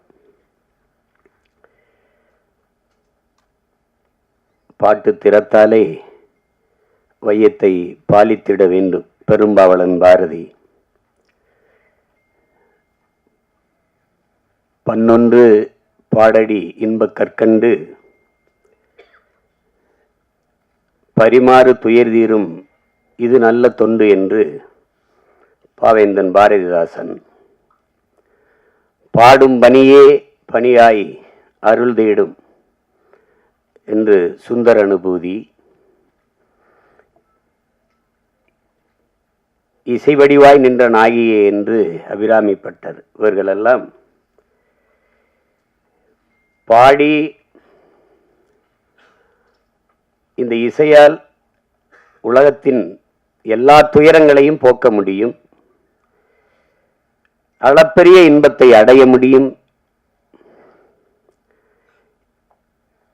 இசையால் இறைவனையே மயக்க முடியும், இறைவனையே காண முடியும் என்று எண்ணற்ற பெருமக்கள் தங்கள் பாக்களால் நிரூபித்திருக்கிறார்கள். ஆனால் இந்த இசை, நந்தன் வெளியிடுகிற இசை இறைவனை காண அல்ல, ஒரு நல்ல மனிதனை காண்பதற்கு, மானுடமுள்ள ஒரு மனிதனை காண்பதற்கு அவன் வெளியிடுகிற இசை. ஒளியை அடிப்படையாக வைத்து உருவாவதுதான் இசை. செவி வழியே சென்று இதயத்தை தடவி கேட்கும் உயிர்களை எல்லாம் மயக்கி தன்வயப்படுத்துகிற ஒளியே இசை, அந்த ஓசையே இசை. ஆனால் நந்தன் வெளியிடுகிற இசை இதயத்தை தடவப் போவதில்லை, அது தட்டும், பேரளவில் அது தாக்கும். அதுதான் நந்தனுடைய இசை. காரணம், அந்த இசையை மீட்டுகிற வீணை அதன் நரம்புகள் கம்பிகளால் ஆனவை அல்ல, இரத்தமும் சதையும் உள்ள மானுடனின் நரம்பினால் பின்னப்பட்டவை. செத்துப்போன மாட்டின் தோளிலிருந்து எடுத்து செய்யப்பட்ட பறையின் இசை அல்ல, உயிரோடு இருக்கிற மனிதனின் தோலை உரித்து உருவாக்கப்பட்ட பறையின் இசை. இது நாம் ஆடுவதற்கல்ல, அதிர்வதற்கு எழுப்பப்படுகிற இசை நந்தனின் இசை. நாம் கேட்டு சிலிப்பதற்கல்ல, சிந்திப்பதற்கு, நாம் ரசிப்பதற்கல்ல இந்த இசை, ஆழ்ந்து யோசிப்பதற்கு எழுப்பப்படுகிற இசைதான் என் தம்பி ரா சரவணன் உருவாக்கியிருக்கிற நந்தனின் இசை. அந்த இசையின் நாயகன் என் அன்பு இளவல் சிப்ரான் அவர்களுக்கும், என்னுடைய அன்பிற்கினிய கவிஞர் ரவி அவர்களுக்கும் என்னுடைய பாராட்டுக்கள். இங்கே படத்தை பார்த்தவர்கள் கூட படத்தை பற்றி சொல்ல தயங்குகிறார்கள். என் தம்பி சரவணன்ட்ட கேட்டேன், கதை தெரிஞ்சிருமோ அப்படின்னு. கதை தெரிஞ்சாதான் படம் பார்க்கவே வருவாங்க. அது ஏதோ அதில் படத்தில் மறைவுர்கள், அது என்ன பேசுறதுல கூட மறைச்சு மறைச்சு பேசுகிறாங்க. அது நீங்கள் போய் பாருங்க, நீங்கள் போய் பாருங்க அப்படின்னு சொன்னாதான் பார்க்க வருவாங்க அவங்க. ஒரு சில படைப்புகள் தான் திரையரங்கை விட்டு வெளியில் போன பிறகு அந்த கதையும் கதைக்களமும் கதாமாந்தர்களும் நம் பின்னாடியே வருவார்கள், நம் கூடவே பல நாட்கள் இருப்பார்கள், நம் கண்ணை விட்டு நம் உணர்வை விட்டு அகல மறுப்பார்கள். அப்படிப்பட்ட ஒரு தாக்கத்தை ஏற்படுத்திய படைப்பு தான் என்னுடைய தம்பி ரா சரவணன் அவர்களுடைய படைப்பு நந்தன். பல நூறு ஆண்டுகளாக இந்த இனம் தூக்கி சுமந்து வருகிற வலியை திரை மொழியில் பதிவு செய்யப்பட்டிருக்கு. நந்தனை எரிக்கும் போது நந்தன் எப்படி கதறி அழுதிருப்பானோ அந்த கதறல் தான், அந்த கதறல்களின் சில சிதறல்கள் தான் இந்த திரைக்காவியம். இது இங்கே தம்பி சசி அவர்கள் சொல்லும்போது இது ஆகச்சிறந்த ஒரு பதிப்பு. அது டப்புன்னு இந்த படத்தை பார்த்து அப்படி மறந்துட்டு கடந்தெல்லாம் போக முடியாது, அவ்வளவு ஒரு பதிப்பு. அது ஒவ்வொரு காட்சிகளும் அவ்வளவு கவனமாக பதியப்பட்டிருக்கு, அப்படிதான் நான் பார்க்குறேன். இங்கே பல நாட்கள் பார்க்கணும்னு அதை என் தம்பி சரவணன் வலியுறுத்தி நேரம் இல்லாமையால் ரொம்ப நேர நெருக்கடிகளில் பார்த்தும் கூட அந்த படம் எவ்வளவு வேலைப்பளுவும் என்னை விட்டு நீங்காத அந்த காட்சிகள் என்னை அழித்து கொண்டிருக்கிறது. அவ்வளவு பெரிய தாக்கத்தை அந்த படம் தந்திருக்கு. இதில் படத்தின் மாந்தர்கள், குறிப்பாக என்னுடைய தம்பி சசி, அவன் நடித்த அயோத்தி படத்தை பார்த்து நான் பாராட்டினேன். என்னுடைய அருமை சகோதரர் ட்ரைடன் தியேட்டர் அந்த ரவிதான் தயாரித்திருந்தார். அது ஒரு சிறந்த படம். ஆனால் என் தம்பி சசியாகவே இருப்பான் அதில். அது கதாபாத்திரம் அவனை நகர்த்தும். ஆனால் இந்த கதையில், இந்த படத்தில் முதல் பதிவிலிருந்து சசியை நீங்கள் மறந்து விடுவீர்கள். சசி என்ற ஒரு நடிகன் நீங்கள் இதுவரை திரையில் பார்த்த அந்த கலைஞன் இல்லை. உண்மையிலேயே அது கூடுப்பானையாகவே வாழ்ந்திருப்பான். அப்படி ஒரு உடல் மொழி, அவனுடைய உரையாடல் உச்சரிப்பு அவ்வளவு அருமையான ஒரு வெளிப்பாடு. அதை எவ்வளவு பாராட்டினாலும் தகும். அதற்கு பிறகு அது புதிய அறிமுகமாக இருக்கிற சுருதி அவர்களுடைய கதாபாத்திரம், அதனுடைய பங்களிப்பு, புதியவர் என்று யாரும் சொல்ல முடியாது திரையிலே. என்னுடைய தம்பி சமுத்திரக்கனி படத்தில் சிறிய நேரம் வந்தாலும் அதுதான் அது.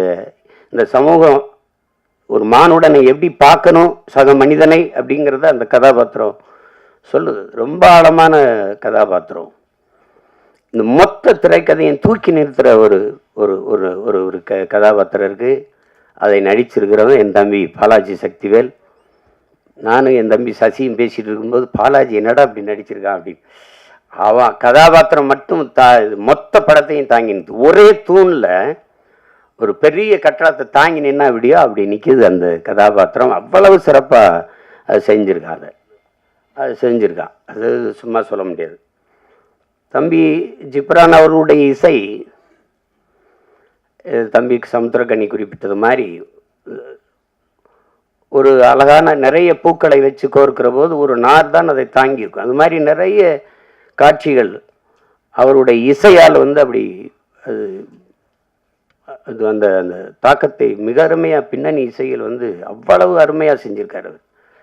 அதை ரொம்ப யோசிச்சு தான் வடிவெடுத்துருக்காங்க. ஜிப்ரான் தான் அது. ஏன்னா பின்னணி இசையில் ஒரு படத்தை தூக்கி நிறுத்துகிற ஆற்றல் ரொம்ப அரிதினும் அரிது. அது உலகத்திலே ஆகச்சிறந்த ஒரு இசை மேதை உண்டென்றால் அதற்கு நம்முடைய அப்பா இளையராஜா அவர்கள் தான். இன்னைக்கு அவருக்கு அடுத்து நிறைய இளவல்கள் வந்துட்டாங்க. இந்த மாதிரி அதை திரைக்கதையை இசையால் தூக்கி சுமந்து போகிற ஒரு ஆற்றல் மிக்க இளைஞன் தம்பி ஜிப்ரான் அவர்கள். அவருடைய படைப்பு, ஒளிப்பதிவாளர் சரண், கலை இயக்குநர்கள் எல்லாம் சிறப்பாக செய்திருக்கிறார். ஒரு அந்த புதிதாக நடித்திருக்கிற இப்போ இங்கே இருக்கிறாங்க நிலா, சுதாகர், அவங்கெல்லாம் தொழில்முறை நடிகர்கள் இல்லை. ஊரில் இருக்கிறவங்க ஒருத்தர் கூட ஒரு தவறாக ஒரு எப்படி சொல்கிறது முகபாவத்தை தந்திருக்க மாட்டாங்க. எல்லாம் உரிய அளவுக்கு, உரிய அளவில் பிரமிச்சிருவீங்க நீங்கள். இந்த மாதிரி நேர்த்தியான படங்கள் ரொம்ப நாளாச்சு. நம்முடைய வணக்கத்திற்குரிய ஐயா மகேந்திரன், என்னுடைய அப்பா பால்மேந்திரா, அப்பா பாரதி ராஜா, இவர்களுடைய படங்களில் தான் அவ்வளோ பெரிய நேர்த்தி இருந்தது, அவ்வளோ ஒரு தாக்கம் இருந்தது. ஆனால் சில படங்கள் பொழுதை போக்கும். அதுக்கு வரியே நம்ம கேளிக்கை வரின்னு தான் விதிக்கிறோம். அது பொழுது போக்கும். ஏதாவது ஒரு அரிதிலும் அரிதான படங்கள் தான் பொழுதை நல்ல பொழுதாக ஆக்கும். இது ஆகச்சிறந்த பொழுதாக அந்த 2 மணி நேரம் 5 நிமிடத்தை சிறந்த பொழுதாக ஆக்குகிற ஒரு திரைக்காவியம் தான் நந்தன்.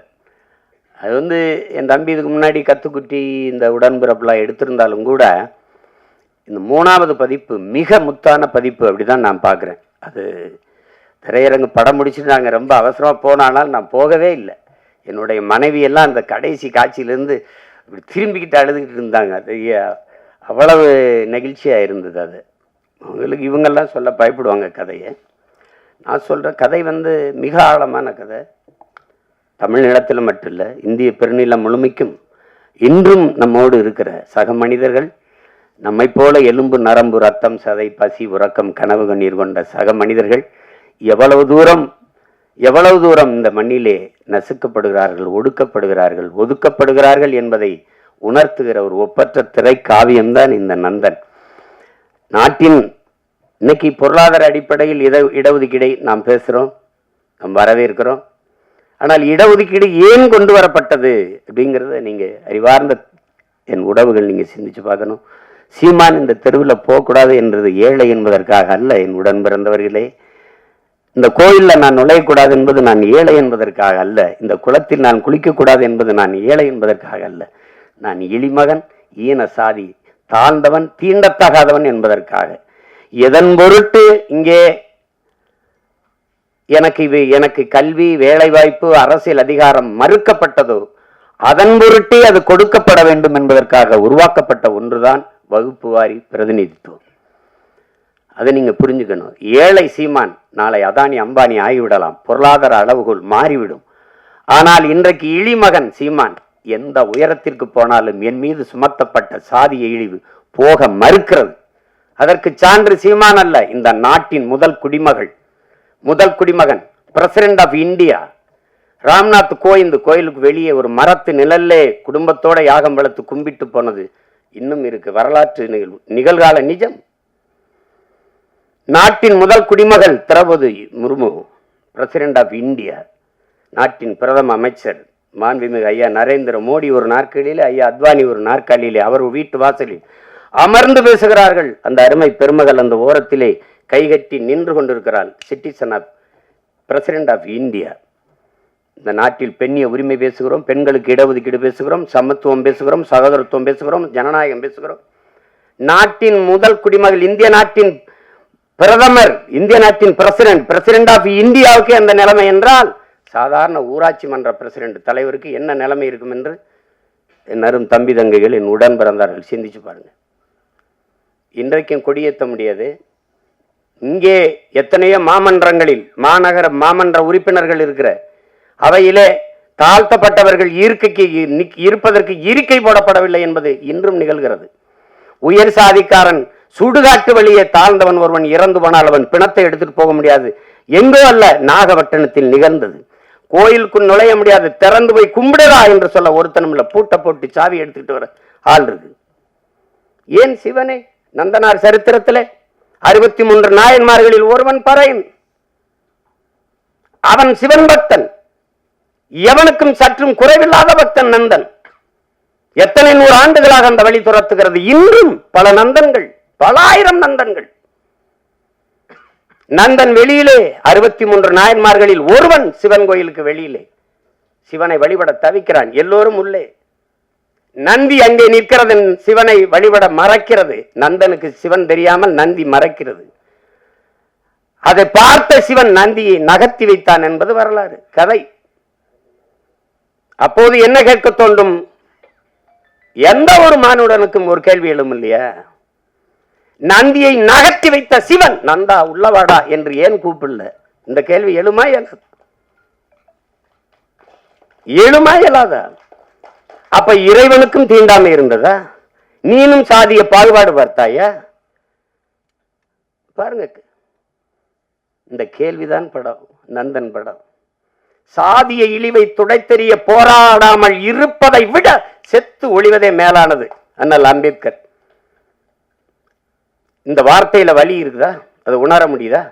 என்னைக்காவது என் உடன் பிறந்தவர்களை நீங்கள் இருந்து சாப்பிட்டு எழுந்த இடத்தை தண்ணீர் விட்டு கழுவியதை நீங்கள் பார்த்தது உண்டா? இந்த தெருவிலே நீ நடக்கக்கூடாது, இந்த கோயிலுக்குள் வரக்கூடாது என்று சொன்னதை நீங்கள் கேட்டதுண்டா? தோல் மேலே கையை போட்டு நீங்கள் என்ன சாதி என்று தெரிந்து கொள்வதற்கு நீங்கள் என்ன ஆளுக என்று கேட்டதை நீங்கள் என்னைக்காவது அந்த வழியை உணர்ந்து இருக்கிறீர்களா? உங்களை அழைத்து கொண்டு போய் உங்கள் அப்பா பேர் என்ன, உங்க ஊர் என்ன, உங்க அப்பா என்ன வேலை பார்க்கிறார், எந்த தெருவில் வாழ்கிறீர்கள், எதற்கு, நீ என்ன சாதி என்று கண்டறிவதற்கு இந்த வழியெல்லாம் நீங்கள் அனுபவித்தது உண்டா? இந்த குளத்தில் நீ குளிக்கக்கூடாது என்று சொல்லதுண்டா? தண்ணீரை வாய் வைத்து குடிக்கக்கூடாது, அண்ணாக்கத்தான். அது சுகாதாரம். இன்னைக்கு அண்ணாக்க எல்லாரும் குடிக்கிறோம், அது வேறு. இரட்டை குவளை முறை அதெல்லாம் பார்த்தது உண்டா? நீங்க ஒவ்வொரு சாதிக்கும் ஒரு முடிதிருத்துகிறவர் உண்டு. பார்த்து உண்டதா? சலவை தொழிலாளி இந்த சாதிக்கு விழுக்கிறவர் தனி. இந்த குளத்துல தான் குளிக்கணும், மாறி குளிச்சனா குள விழும். இதெல்லாம் எங்க இருக்குன்னு நினைக்காது, இன்னும் இங்க இருக்கு, இன்னும் இருக்கு. எத்தனை ஊராட்சி மன்ற தலைவர்கள் இந்திய நாட்டின் விடுதலை கொடியை ஏற்ற முடியாமல் கொடி விடுதலை கொடி, ஆனால் அவன் பெற்று இருக்கிறானா? சத்துணவு ஆயா தாழ்த்தப்பட்ட மகள், அவள் சமைத்து போட்டதை சாப்பிட மாட்டோம் என்று எத்தனை பிள்ளைகள் சாப்பிடாமல் போனது இல்லையா? அரசு சாப்பிட வைக்கிறதுக்கு என்ன முயற்சி? அவளை பணியிட மாற்றியதுதான் இன்றும் இங்க நிகழ்கிறது. உடன் பிறந்தவர்களே, நாகப்பட்டினத்துல சுடுகாட்டு வழி எடுத்துட்டு போக முடியல, சுடுகாட்டு வழியே. ஆனால் மாவட்ட ஆட்சியர் அங்க போனார், நீங்க எடுத்துட்டு போங்க நான் பாப்போம்னு சொல்லல, மாற்று வழிதாரம் அங்க ஒண்டி புதைச்சுக்கிறங்க. இதுதான் இன்னும் இருக்கிற நிலைமை. அப்ப அதிகாரத்துக்கிட்டே தீண்டாம இருக்கு, பாகுபாடு இருக்கு. அடித்தட்டு மக்கள் என்ன செய்ய முடியும்? அது இன்னும் அந்த நந்தனை எரித்த தீ இன்னும் எரிந்து கொண்டுதான் இருக்கிறது. அதை தான் இந்த படம் வலியுறுத்துது. நீங்க சாதியை ஏற்றதாள்களை வைத்துக் கொண்டு சமூக முன்னேற்ற மேம்பாடு என்று பேசுவது மலக்குழியின் மேலே நீங்கள் போடுகிற மல்லிய பந்தலுக்கு சமம்ங்கிறாரு இந்த அம்பேத்கர். அதான் இங்க நடக்குது, இன்னும் நடக்குது. ஆனா நம்ம சகோதரத்துவம் பேசுவோம், சமத்துவம் பேசுவோம். இந்திய அரசியல் அமைப்பு சட்டம் கொடுத்தது தமிழ்நாட்டுக்குள்ள 42 தொகுதி ஆதி குடிகளுக்கு, 2 தொகுதி பழங்குடி. ஆனால் அரசியல் அமைப்பு தந்ததை தவிர இந்த கட்சிகள் கொடுத்தது எத்தனை? ஒண்ணும் கிடையாது. அந்த முறை மட்டும் இல்லை என்றால் ஒருவன் கூட ஒரு சீட்டு கொடுத்துருக்க மாட்டான். இந்த காலத்திலையும் பொது தொகுதிக்கு நிறுத்துறதுக்கு, பொது தொகுதிக்கு ஆசைப்படக்கூடாதுன்னு சொல்றதெல்லாம் இருக்கத்தானே செய்யுது. மொத்தமா வச்சு செதுக்கி தள்ளிட்டான் 2 மணி நேரம் 5 நிமிஷத்துல மொத்தமா. அதாவது ஒரு பெரிய அரசியல் பொது மேடைகளை பேச தயங்குறதை திரைமொழியில் மொழிபெயர்த்ததுக்காகவாது என் தம்பி சரவணன் போற்றத்தக்கவன், பாராட்டப்படத்தக்கவன். யாரும் இந்த படத்தை தயாரிக்க மாட்டாங்கன்னு அவனுக்கு தெரியும். இந்த கதையை சொன்னா ஏத்துக்க மாட்டான், பயப்படுவான். ஆனால் பயப்படாம துணிஞ்சு அவன் என்ன பெரிய கோடீஸ்வரனை பிச்சை எடுத்து அங்கே 1000 வாங்கியிருப்பான், இங்கே 2000 வாங்கியிருப்பான், இங்கே 1 லட்சம் வாங்கியிருப்பான், 50,000 இருப்பான். அதை சேர்த்து வச்சு குருவி சேர்த்த மாதிரி வச்சு இந்த படத்தை எடுத்துட்டான். அந்த படத்தை எவ்வளவு திறமை இருந்தாலும் வாய்ப்பில்லை என்றால் அது வெளிப்படாது. ஆனால் இவ்வளவு ஒரு அற்புத திரைப்படத்தை கொண்டு போய் சேர்க்கிறேன்னு துணிந்து வந்த இந்த மகன் ரவி, ட்ரேடன் ஆர்ட்ஸ் ரவி, எவ்வளவு வேணாலும் பாராட்டலாம். நெருக்கடியான நேரம் தான். நட்புக்காக என் தம்பி சமுத்திரக்கனி எல்லாம் அவன் 3 நாள் தேதி வாங்கினா, ஆனா ஒரே நாள்ல நடிக்க வச்சு மொத்த காட்சி எடுத்துட்டு அனுப்பியிருக்கான். இப்ப நான் நேற்று ராத்திரி இரவுல இறங்கி இப்ப போகணும், திருப்பி உடனே போய் இரவுல எனக்கு மதுரையில பொதுக்கூட்டம், திருப்பி போனாலும் என் தம்பிகள் மேல நான் வச்சிருக்க பேரன்பு. ஒரு தம்பி படம் எடுத்தாலே வருவேன், எல்லா தம்பியும் சேர்ந்து எடுத்திருக்கான். படத்தை சொதப்பி வச்சா போடான்னு திட்டிட்டு போவேன். நல்லா வேற எடுத்திருக்கான், ரொம்ப நல்லா வேற எடுத்திருக்கான். அவன் கூட்டி வரல சரவணை, படம் என்னை அழைத்து வந்திருக்கு, நீ பேசு, படத்தை பத்தி பேசு. எல்லாரும் அற்புத பங்களிப்பு. ஒழிப்பதெல்லாம் சின்ன சின்ன பசங்களா இருக்கிறாங்க. திறம்பட்ட ஆளுமை எல்லாருமே வெளிப்படுத்திருக்காங்க. அதுல குறிப்பா நான் பொறாமைப்பட்டது ஒன்று இருக்கு. என் தம்பி சமுத்திரக்கனியின் கதாபாத்திரம், அந்த காட்சி அவன் நடிச்ச அந்த ஒரு நாளை எனக்கு கொடுத்துருக்க கூடாதாடா அப்படின்னு சரவணனை திட்டினேன். சசிகிட்ட கூட சொன்னேன், அந்த கதாபாத்திரத்தை என்ன நடிக்க வச்சிருக்கலாம்லடா. ஏன்னா நான் தான் அவன், என்னுடைய கதாபாத்திரம் தான் கனி நடிச்சிருக்கான், அருமையா நடிச்சிருக்கான்.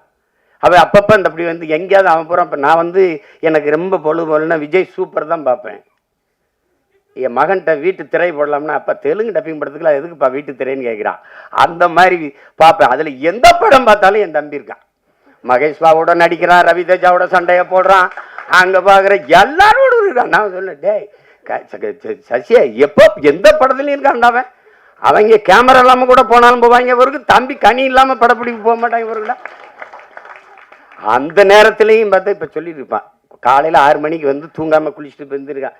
அண்ணன் தூங்கிக்கிறவா கொஞ்சம் நேரம் கேட்குறான். இப்போ திருப்பி அவன் தேனிக்கு போகணும், நான் மதுரைக்கு போகணும். அத்தனை ஓட்டங்களுக்கு இடையில ஒரு கொஞ்சம் நேரம் நில்லுங்கடான்னு இந்த படம் நிறுத்தி வச்சிருக்குன்னா அது காரணம் அந்த படத்தில் இருக்கிற தாக்கம்தான். நான் சும்மா சொல்ல, நல்லா இருக்குன்னா நல்லா இருக்கு, நல்லா இல்லைன்னா அப்புறம் போயிட்டு பேசட்டா. என் தம்பி பொண்ணு பார்க்க போன கதை தான் சொல்லுவாங்கல்ல, நான் போயிட்டு வரட்டா அப்படின்னு. இன்னும் நீங்க இது எவ்வளவு காலத்தில் இருந்து இருக்குது பாருங்க. இன்னைக்கு நேற்று நம்மளை தொடரல. பிறப்பு ஒக்கும் எல்லா உயிருக்கும் என்று பாட வேண்டிய தேவை ஏன் வள்ளுவ பெருமகனாருக்கு வந்தது? பகுத்துண்டு பல் உயிர்கள் ஓம்புக என்று ஏன் சொல்ல வேண்டிய அவசியம் இருந்தது? சாதி இரண்டொழிய வேறில்லை சாற்றுங்கால் நீதி வழிவா நெறிமுறையில் மேதினியில் இட்டோர் பெரியார் இடாதார் இழிகுலத்தோர் பட்டாங்கில் உள்ளபடி என்று பாட வேண்டிய அவை பெருமாட்டிக்கு ஏன் வந்தது? பறச்சியாவதேதடா பணத்தியாதேவதா இறைச்சி தோல் எலும்பிலே இலக்கமிட்டு இருக்குது என்று பாட வேண்டிய சித்தர் சிவாக்கிற்கு ஏன் வந்தது? எதுக்கு வருது? யாரு மேல கீறினாலும் ரத்தம் ஒண்ணுதான். ஆக மொத்தம் நீ நானும் 10 மாதம் தான். தாத்தா பட்டுக்கோட்டைக்கு ஏன் வந்தது? சாதிகள் இல்லையடி பாப்பா குல தாழ்ச்சி உயர்ச்சி சொல்லல் பாவம் நீதி உயர்ந்த மதிகல்வி அன்பு நிறைய உடையோர் மேலோருங்கிறான். யாரு? பாரதி. என்ன எல்லாம் கேட்பான், பாட்டன் பாரதிங்கிற. அப்படி சீமானுக்கு எப்படி பாரதி பாட்டன் ஆயிட்டா அப்படின்னு வெறிவர் மலையா? பெரியாரது எல்லாருக்கும் தந்தையா இருக்கும்போது பாரதி எனக்கு பாட்டனா இருக்கிறதுல என்ன உங்களுக்கு பிரச்சனை? என்ன பிரச்சனை? சோனியா காந்தி அன்னையா இருக்கும்போது பாரதியும் எனக்கு பாட்டனாவும் ஊவேசா எனக்கு தாத்தாவா இருக்குல்ல, என்ன பிரச்சனை? சாதிகள் இல்லையடி பாப்பா என்று பாடியவனை பாப்பான் என்று சொல்லிக் கொடுத்தவன் எவங்க? எப்படி இருக்கு? ஆழ்ந்து போங்க, வலிக்கும், இறங்குங்க. நான் இப்படித்தான் என் வீட்டு வாலி விழுந்துருச்சுன்னு தான் கிணத்துக்குள்ள குதிச்சேன். மூழ்கி போகும்போது என் பரம்பரையே உள்ள கிடக்குன்னு தெரிஞ்சு முதல்ல என் வாலி எடுக்கத்தான் இறங்கினேன் நான் கிணத்துக்குள்ள. அது உலங்க பாருங்க, இருட்டறையில் உள்ளதடா உலகம், சாதி இருக்கின்றதென்பானும் இருக்கின்றானே என்றான் புரட்சி பாவலன். பாருங்க, தமிழுக்கும் அமுதென்று பேர் அந்த தமிழ் இன்பத்தமிழ் எங்கள் உயிருக்கு நேர்ந்து பாடிய பாரதிதாசன் புரட்சி பாவலன். தமிழ் வளர்த்தல் ஒன்று, சாதி ஒழித்தல் மற்றொன்று என்று பாடல. சாதி ஒழித்தல் ஒன்று, நல்ல தமிழ் வளர்த்தல் மற்றொன்று. நான் முதல்ல ஒழிக்கணும்டா சாதி. என்ன கடவுள் வரி சமய வரி கண்ணன் நிகர் தமிழுக்கு நோய் நோய் நோயே இடை வந்த சாதி எனும் இடர் ஒழிந்தால் ஆள்வது நம் தாய் தாய் தாயேன்னா அதை ஒழிக்கணும்டா அப்படின்னா. அப்புறம் எங்கிட்ட சகோதரத்துவம் சமத்துவம் ஜனநாயகம் ஏன் பேசுற? ஏன் பேசுற? மக்கள் அப்படி இருக்கானா? இல்ல. அயோத்தியில ஒரு பொது தொகுதியில் அகிலேஷ் யாதவ் ஒரு தாழ்த்தப்பட்ட தமிழ் மகனை நிறுத்தி பொது தொகுதியில் வென்றான். மக்கள் சரியாக இருக்கான். 21 தேர்தலில் 16 இடங்கள் பொது தொகுதியை கொடுத்த ஆதி தமிழ் குடிகளுக்கு. என்னாரும் சொந்தங்களை உங்கள்கிட்ட சொல்றேன், நீங்க வேணா எடுத்து புள்ளி வரங்களை பாருங்க. நான் பொது தொகுதியில் ஆதி தமிழ் பிள்ளைகளை நிறுத்திய இடத்தில் தான் எனக்கு வாக்கு அதிகம். நீங்க எடுத்து பாரு வேணா புள்ளி விவரங்களை. அப்ப மக்கள் சரியா இருக்கான், நீ சரியா இல்ல. எல்லா வழியும் மொத்தமா ஒரு படம் பேசுதுன்னா அது நந்தன் பேசுது. அந்த படத்துக்கு பேர் பொருத்தம் அப்படி இருக்கு. நந்தனார் சரித்திரம் நீங்க அது பார்த்திருக்க முடியும். இப்ப அப்பெல்லாம் நாடகமா கூட வந்துச்சு, இப்ப இல்ல. அதுதான் அந்த நந்தனை எரித்த தீயில் ஒரு கொஞ்சம் எடுத்துட்டு வந்துதான் எரிய விட்டுருக்கான் என் தம்பி. அந்த நந்தன்ல கைரே வச்சிருக்கான் பாருங்க. கல்வி அறிவற்ற சமூகம், படிக்க பள்ளிக்கூடம் கல்வி என்ன சொல்றது, கல்வி வரவே மறுத்த சமூகம் நாங்க. SC ST schedule tribes SC Paraiyar Devendrar எல்லாருக்கும் இடஒதுக்கீடு இருக்கு. 18 விழுக்காடு. முதல்ல எஸ்டிக்கு கம்யூனிட்டி சர்டிபிகேட் இருக்கா? சாதி சான்றிதழ் இருக்கா? ஆதி தமிழ் குடி குறவருக்கு இருளருக்கு சாதி சான்றிதழ் இருக்கா? இல்ல. திருவண்ணாமலை மாவட்டத்தில் இல்லாம போராடும் போது இங்கிருந்து நான் வண்டி எடுத்துட்டு போய் அந்த மக்களோட உட்கார்ந்து பள்ளிக்கூடத்தை விட்டு கர்ப்பிணி பெண்கள் வேலைக்கு போகாம அந்த குறவர்குடி மக்கள் உட்கார்ந்து அவங்களோட உட்கார்ந்து போராடி 3000 பேருக்கு சாதி சான்றிதழை நான் பெற்றுக் கொடுத்திருக்கிறேன் என்றால் அப்ப எந்த நிலைமையில் அவன் மக்கள் இருக்கான்? சாதி சான்றிதழ் இல்லாதவன் என்ன சலுகையை பெற முடியும்? ரேஷன்ல அரிசி போடுறான், சரிதான், ரேஷன் கார்டுல தானே வாங்க முடியும், கார்டே இல்லையே. அந்த மக்களின் வழியை நீங்க அது பார்த்தாதான் தெரியும், அனுபவிச்சானது என்ன தெரியும். நமக்கு எல்லாமே செய்தி தான். விவசாயி செத்தாலும் செய்தி தான், நமக்கு மீனவன் செத்தாலும் செய்தி தான், எல்லாமே நமக்கு செய்தி தான். ஆனால் இந்த படத்தை பார்த்துட்டு அப்படி கடந்து போக முடியாது. பத்திரிகை இதழியல் உறவுகளுக்கெல்லாம் போட்டு காமிச்சாரா இல்லையான்னு தெரியல. நீங்க பார்க்கும்போது நான் பேசுற அந்த உணர்வு உங்களுக்கு புரியும். இது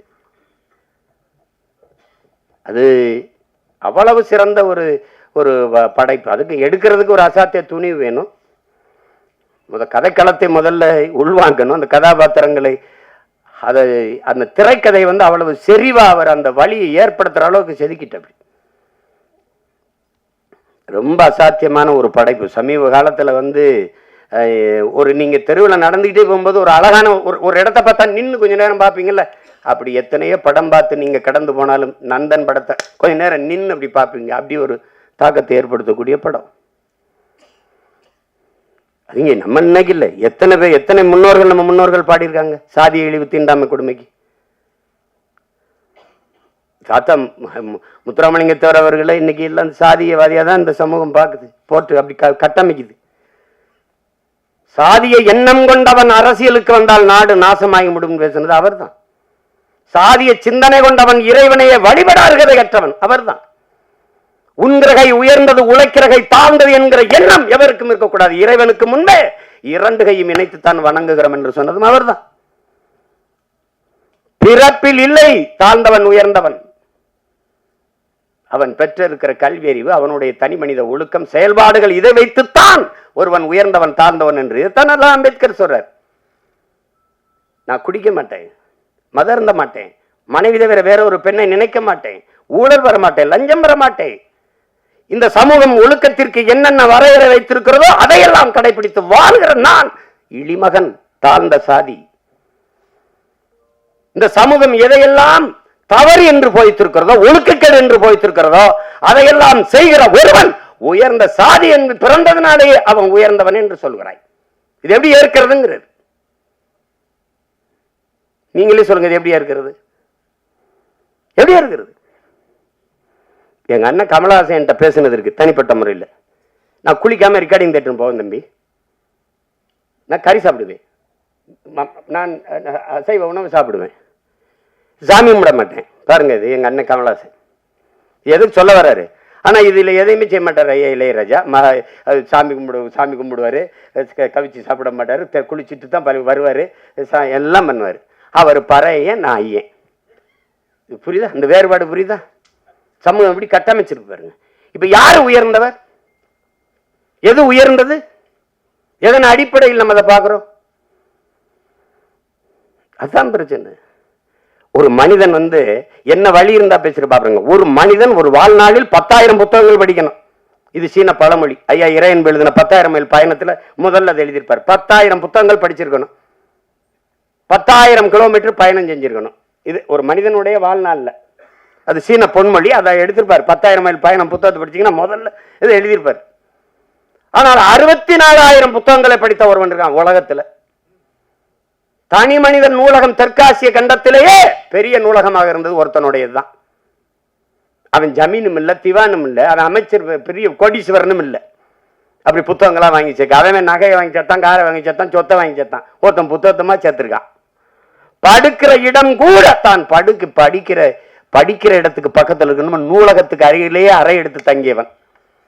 உலகத்தின் தலை சிறந்த கல்வியாளன் சிலையை திறக்க போகிறோம் என்ற ஆஸ்திரேலிய பிரதமர் போய் சிலையை திறக்கிறார். ஒரு சிவப்பு பட்டு துணியிலே போர்த்தி இருக்கிறது.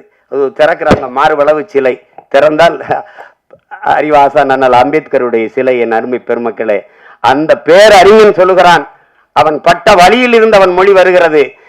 ஆடு குளித்து செல்கிறது இந்த குளத்திலே, மாடு குளித்து செல்கிறது சக மனிதன். நான் குளித்து வெளியேறக்கூடாதா? அந்த வழியை நீங்க புரிஞ்சுக்கிட்டீங்கன்னா இந்த படம் உங்களுக்கு ரொம்ப பிடிக்கும். இந்த வழியின் மொழிதான் நந்தன்கிற திரைக்காவியம். வழி இருந்தால் படத்தோட பொருந்திருவியே, அது உங்களை பாதிக்கும். இல்லை என்றால் இந்த படம் போதிக்கும். ஆனால் எப்படியாவது இந்த படம் உங்களை செய்யும். படைப்பு என்பது என்ன என் உடன் பிறந்தவர்களே? ஒரு கல்லூரி வாசலில் ஒரு கல் இருக்குது, பெரிய கல். அவன் என்ன சொல்றான், இதை எடுக்கணும், என்னடா பண்ணலாம் அப்படின்னு. அடிச்சு நொறுக்கி பூமிக்குள்ள புதைச்சிடலாம் ஒரு மாணவன். அது எழுதிட்டு இது என்ன செய்யலாம்னு சொல்லுங்கடான்னா ஒருத்தன் எழுதிட்டு வரான். அடிச்சு நொறுக்கி சின்ன சின்ன கற்களாக வச்சு பூமிக்குள்ள புதைச்சி விட்டுறலாம் ஒருத்தன் இதை உடச்சி 2ஆ போட்டு படிக்கல்லா போட்டு எல்லாம் நடந்து போகலாம். அது எப்படி ஒருத்தன் எழுதுறான், அது தேவையற்ற பகுதியை நீக்கிடலாம். சரி நீக்கு பார்ப்போம்னா தேவையற்ற பகுதியை நீக்கினா அழகான சிலையா இருக்குது, அதை பார்த்து எல்லாரும் ரசிக்கிறான். இதுதான் படைப்பு. இது தேவையற்றதை நீக்கிறதுக்கான பெரிய முயற்சி தான் நந்தனுங்கிற ஒரு அழகிய கலைப்படைப்பு. அதை புரிஞ்சு கலைப்படைப்பு அதுதான். அதை என் தம்பி ஆள் ஒல்லியா இருக்கான், உளி மாதிரி இருக்கான்னா செதுக்கி இருக்கான். உளியே சிற்பியாக இருந்து செதுக்கிய படம் தான் திரைக்காவியம் தான் இந்த நந்தன். எவ்வளவு வேணாலும் நீங்க விட்டீங்கன்னா நான் எனக்கு விண்ணுறுதிக்கு நேரம் இருந்ததுன்னா பேசிட்டே இருப்பேன். அவ்வளவு தாக்கத்தை என்னுள்ள ஏற்படுத்திய ஒரு திரைக்காவியம் நந்தன். அயோத்தியிலே இதே தான். ஆனால் அந்த திரையரங்க வாசலில் தான் பேச முடிஞ்சது, இது மாதிரி பேச வாய்ப்பு இல்லை. இப்போ நிறைய கதையை சொல்லிட்டேன்னா அது இந்த வெளியிடுறவர் என் தம்பி ரவி கோச்சால் கோச்சுக்கிறாரு. வெற்றி விழாவில் ஒரு தடவை வெற்றி 50 நாள் ஓடி ஓடி வரும்போது விழா எடுத்துரு மறுபடி பேசுவோம், மிச்சத்தை பேசுவோம். ஒரு சிறந்த படைப்பு, ஆகச்சிறந்த படைப்பு. அருமை இளவல்கள் எல்லோரும் இணைந்து ஒப்பற்ற ஒரு திரைக்காவியத்தை தந்திருக்கிறார்கள். இன்றும் நம்மோடு வாழ்ந்திருக்கிற சக மனிதர்களின் வழி அதை திரையில் மொழிபெயர்த்த என்னுடைய தம்பி சரவணனுக்கு என்னுடைய அன்பு நிறைந்த வாழ்த்துக்கள், பாராட்டுக்கள். எவ்வளவு வேணாலும் சொல்லலாம். அவனோடு உடனிருந்த ஒத்துழைத்த ஒவ்வொரு திரைக்கலைஞர்களுக்கும் என்னுடைய அன்பும் வாழ்த்துக்களும். இங்கே இந்த செய்தியை எடுத்துக்கொண்டு போய் நீங்கள் எப்போவுமே நல்ல ஒன்றை பாராட்டி இருக்கிறீர்கள். இது ஒரு சிறந்த படைப்பு. கொண்டு போய் சேர்த்து இந்த படத்தை வெற்றி பெற செய்யுங்கள். எளிய கலைஞர்கள், இளைய கலைஞர்கள் சேர்ந்து உருவாக்கிய ஈடு இணையற்ற ஒரு திரைக்காவியம். இது வெற்றியடையட்டும். இன்னும் பல சிறந்த திரைப்படங்கள் நமக்கு உருவாகட்டும். அது இது ஒரு இது இது ஒரு ஒரு புரட்சி என்பது புரட்சி பகத்சிங்கிட்ட போய் புரட்சினா என்ன? புரட்சி என்பது ரத்தம் சிந்தும் வன்முறையாகத்தான் இருக்க வேண்டும் என்பது அல்ல. அது துப்பாக்கி தோட்டாக்களை தொழுவதும் அல்ல. அப்ப எதுதான் பகத்சிங் புரட்சி? வெளிப்படையாகவே அநீதிகளால் கட்டமைக்கப்பட்ட சமூகத்தை தகர்த்து முற்றுமுழுதாக புதிய ஒரு சமூகத்தை படைப்பதுதான் புரட்சிங்கிறான். அப்படி ஒரு புதிய ஒரு சமூகத்தை படைப்பதற்கான முயற்சி தான் நந்தன் படம் ஏற்படுத்த போகிற புரட்சி. புரட்சி என்பது ஒவ்வொரு மனிதனின் காலுக்கு கீழே காத்து கிடக்கிறது காய்ந்த சருகுகளாக, ஒரு தீக்குச்சியின் உரசலுக்காக. அந்த தீக்குச்சி தான் நந்தன் பற்ற வைத்து போடுகிற தீக்குச்சி. அன்பிற்குரியவர்களை, புரட்சி தீ பற்றி எரியட்டும். மாற்றம் என்பது மானுட தத்துவம். மாறாது என்ற சொல்லை தவிர மற்றவை அனைத்தும் மாறிவிடும். மாறுவோம், மாற்றுவோம். புரட்சி ஓங்கட்டும். வாழ்த்துக்கள். Thank you so much sir. எல்லாரும் அப்படி எழுந்து நிற்கலாம் ஒரு குரூப் பிக்சருக்காக. எஸ்.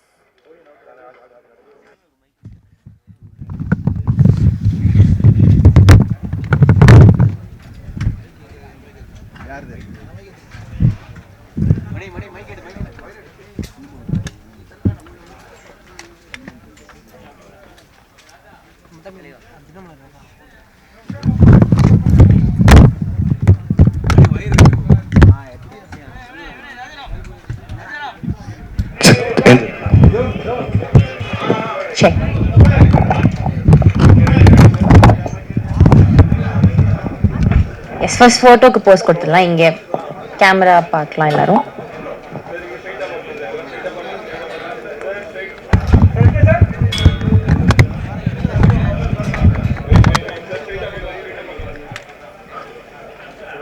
ஓகேவா? ஃபோட்டோகிராஃபர்ஸ் நீங்கள் உட்காரலாம் ப்ளீஸ். சார் கெஸ்ட் கொஞ்சம் எஸ் கொஞ்சம் ஒரு நிமிஷம் வீடியோ கவரேஜ் மட்டும் பண்ணிடலாம். எஸ், ஃப்ரண்ட்ல போட்டோகிராஃபர்ஸ்ல கொஞ்சம் உட்காரணும், பின்னாடி நம்மளுக்கு கவரேஜ்.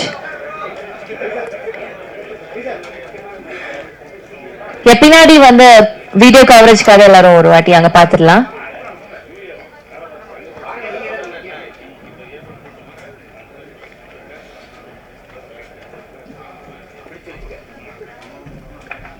எஸ், ஓகேவா? Okay, 1 minute. ஆமா, லாஸ்ட்ல கேமரா வீடியோ வாட்டி பார்த்துடலாம். ஓகேவா? Yes, thank you so much. நிகழ்ச்சிக்கு வந்து வருகை தந்த அனைவருக்கும் நன்றி.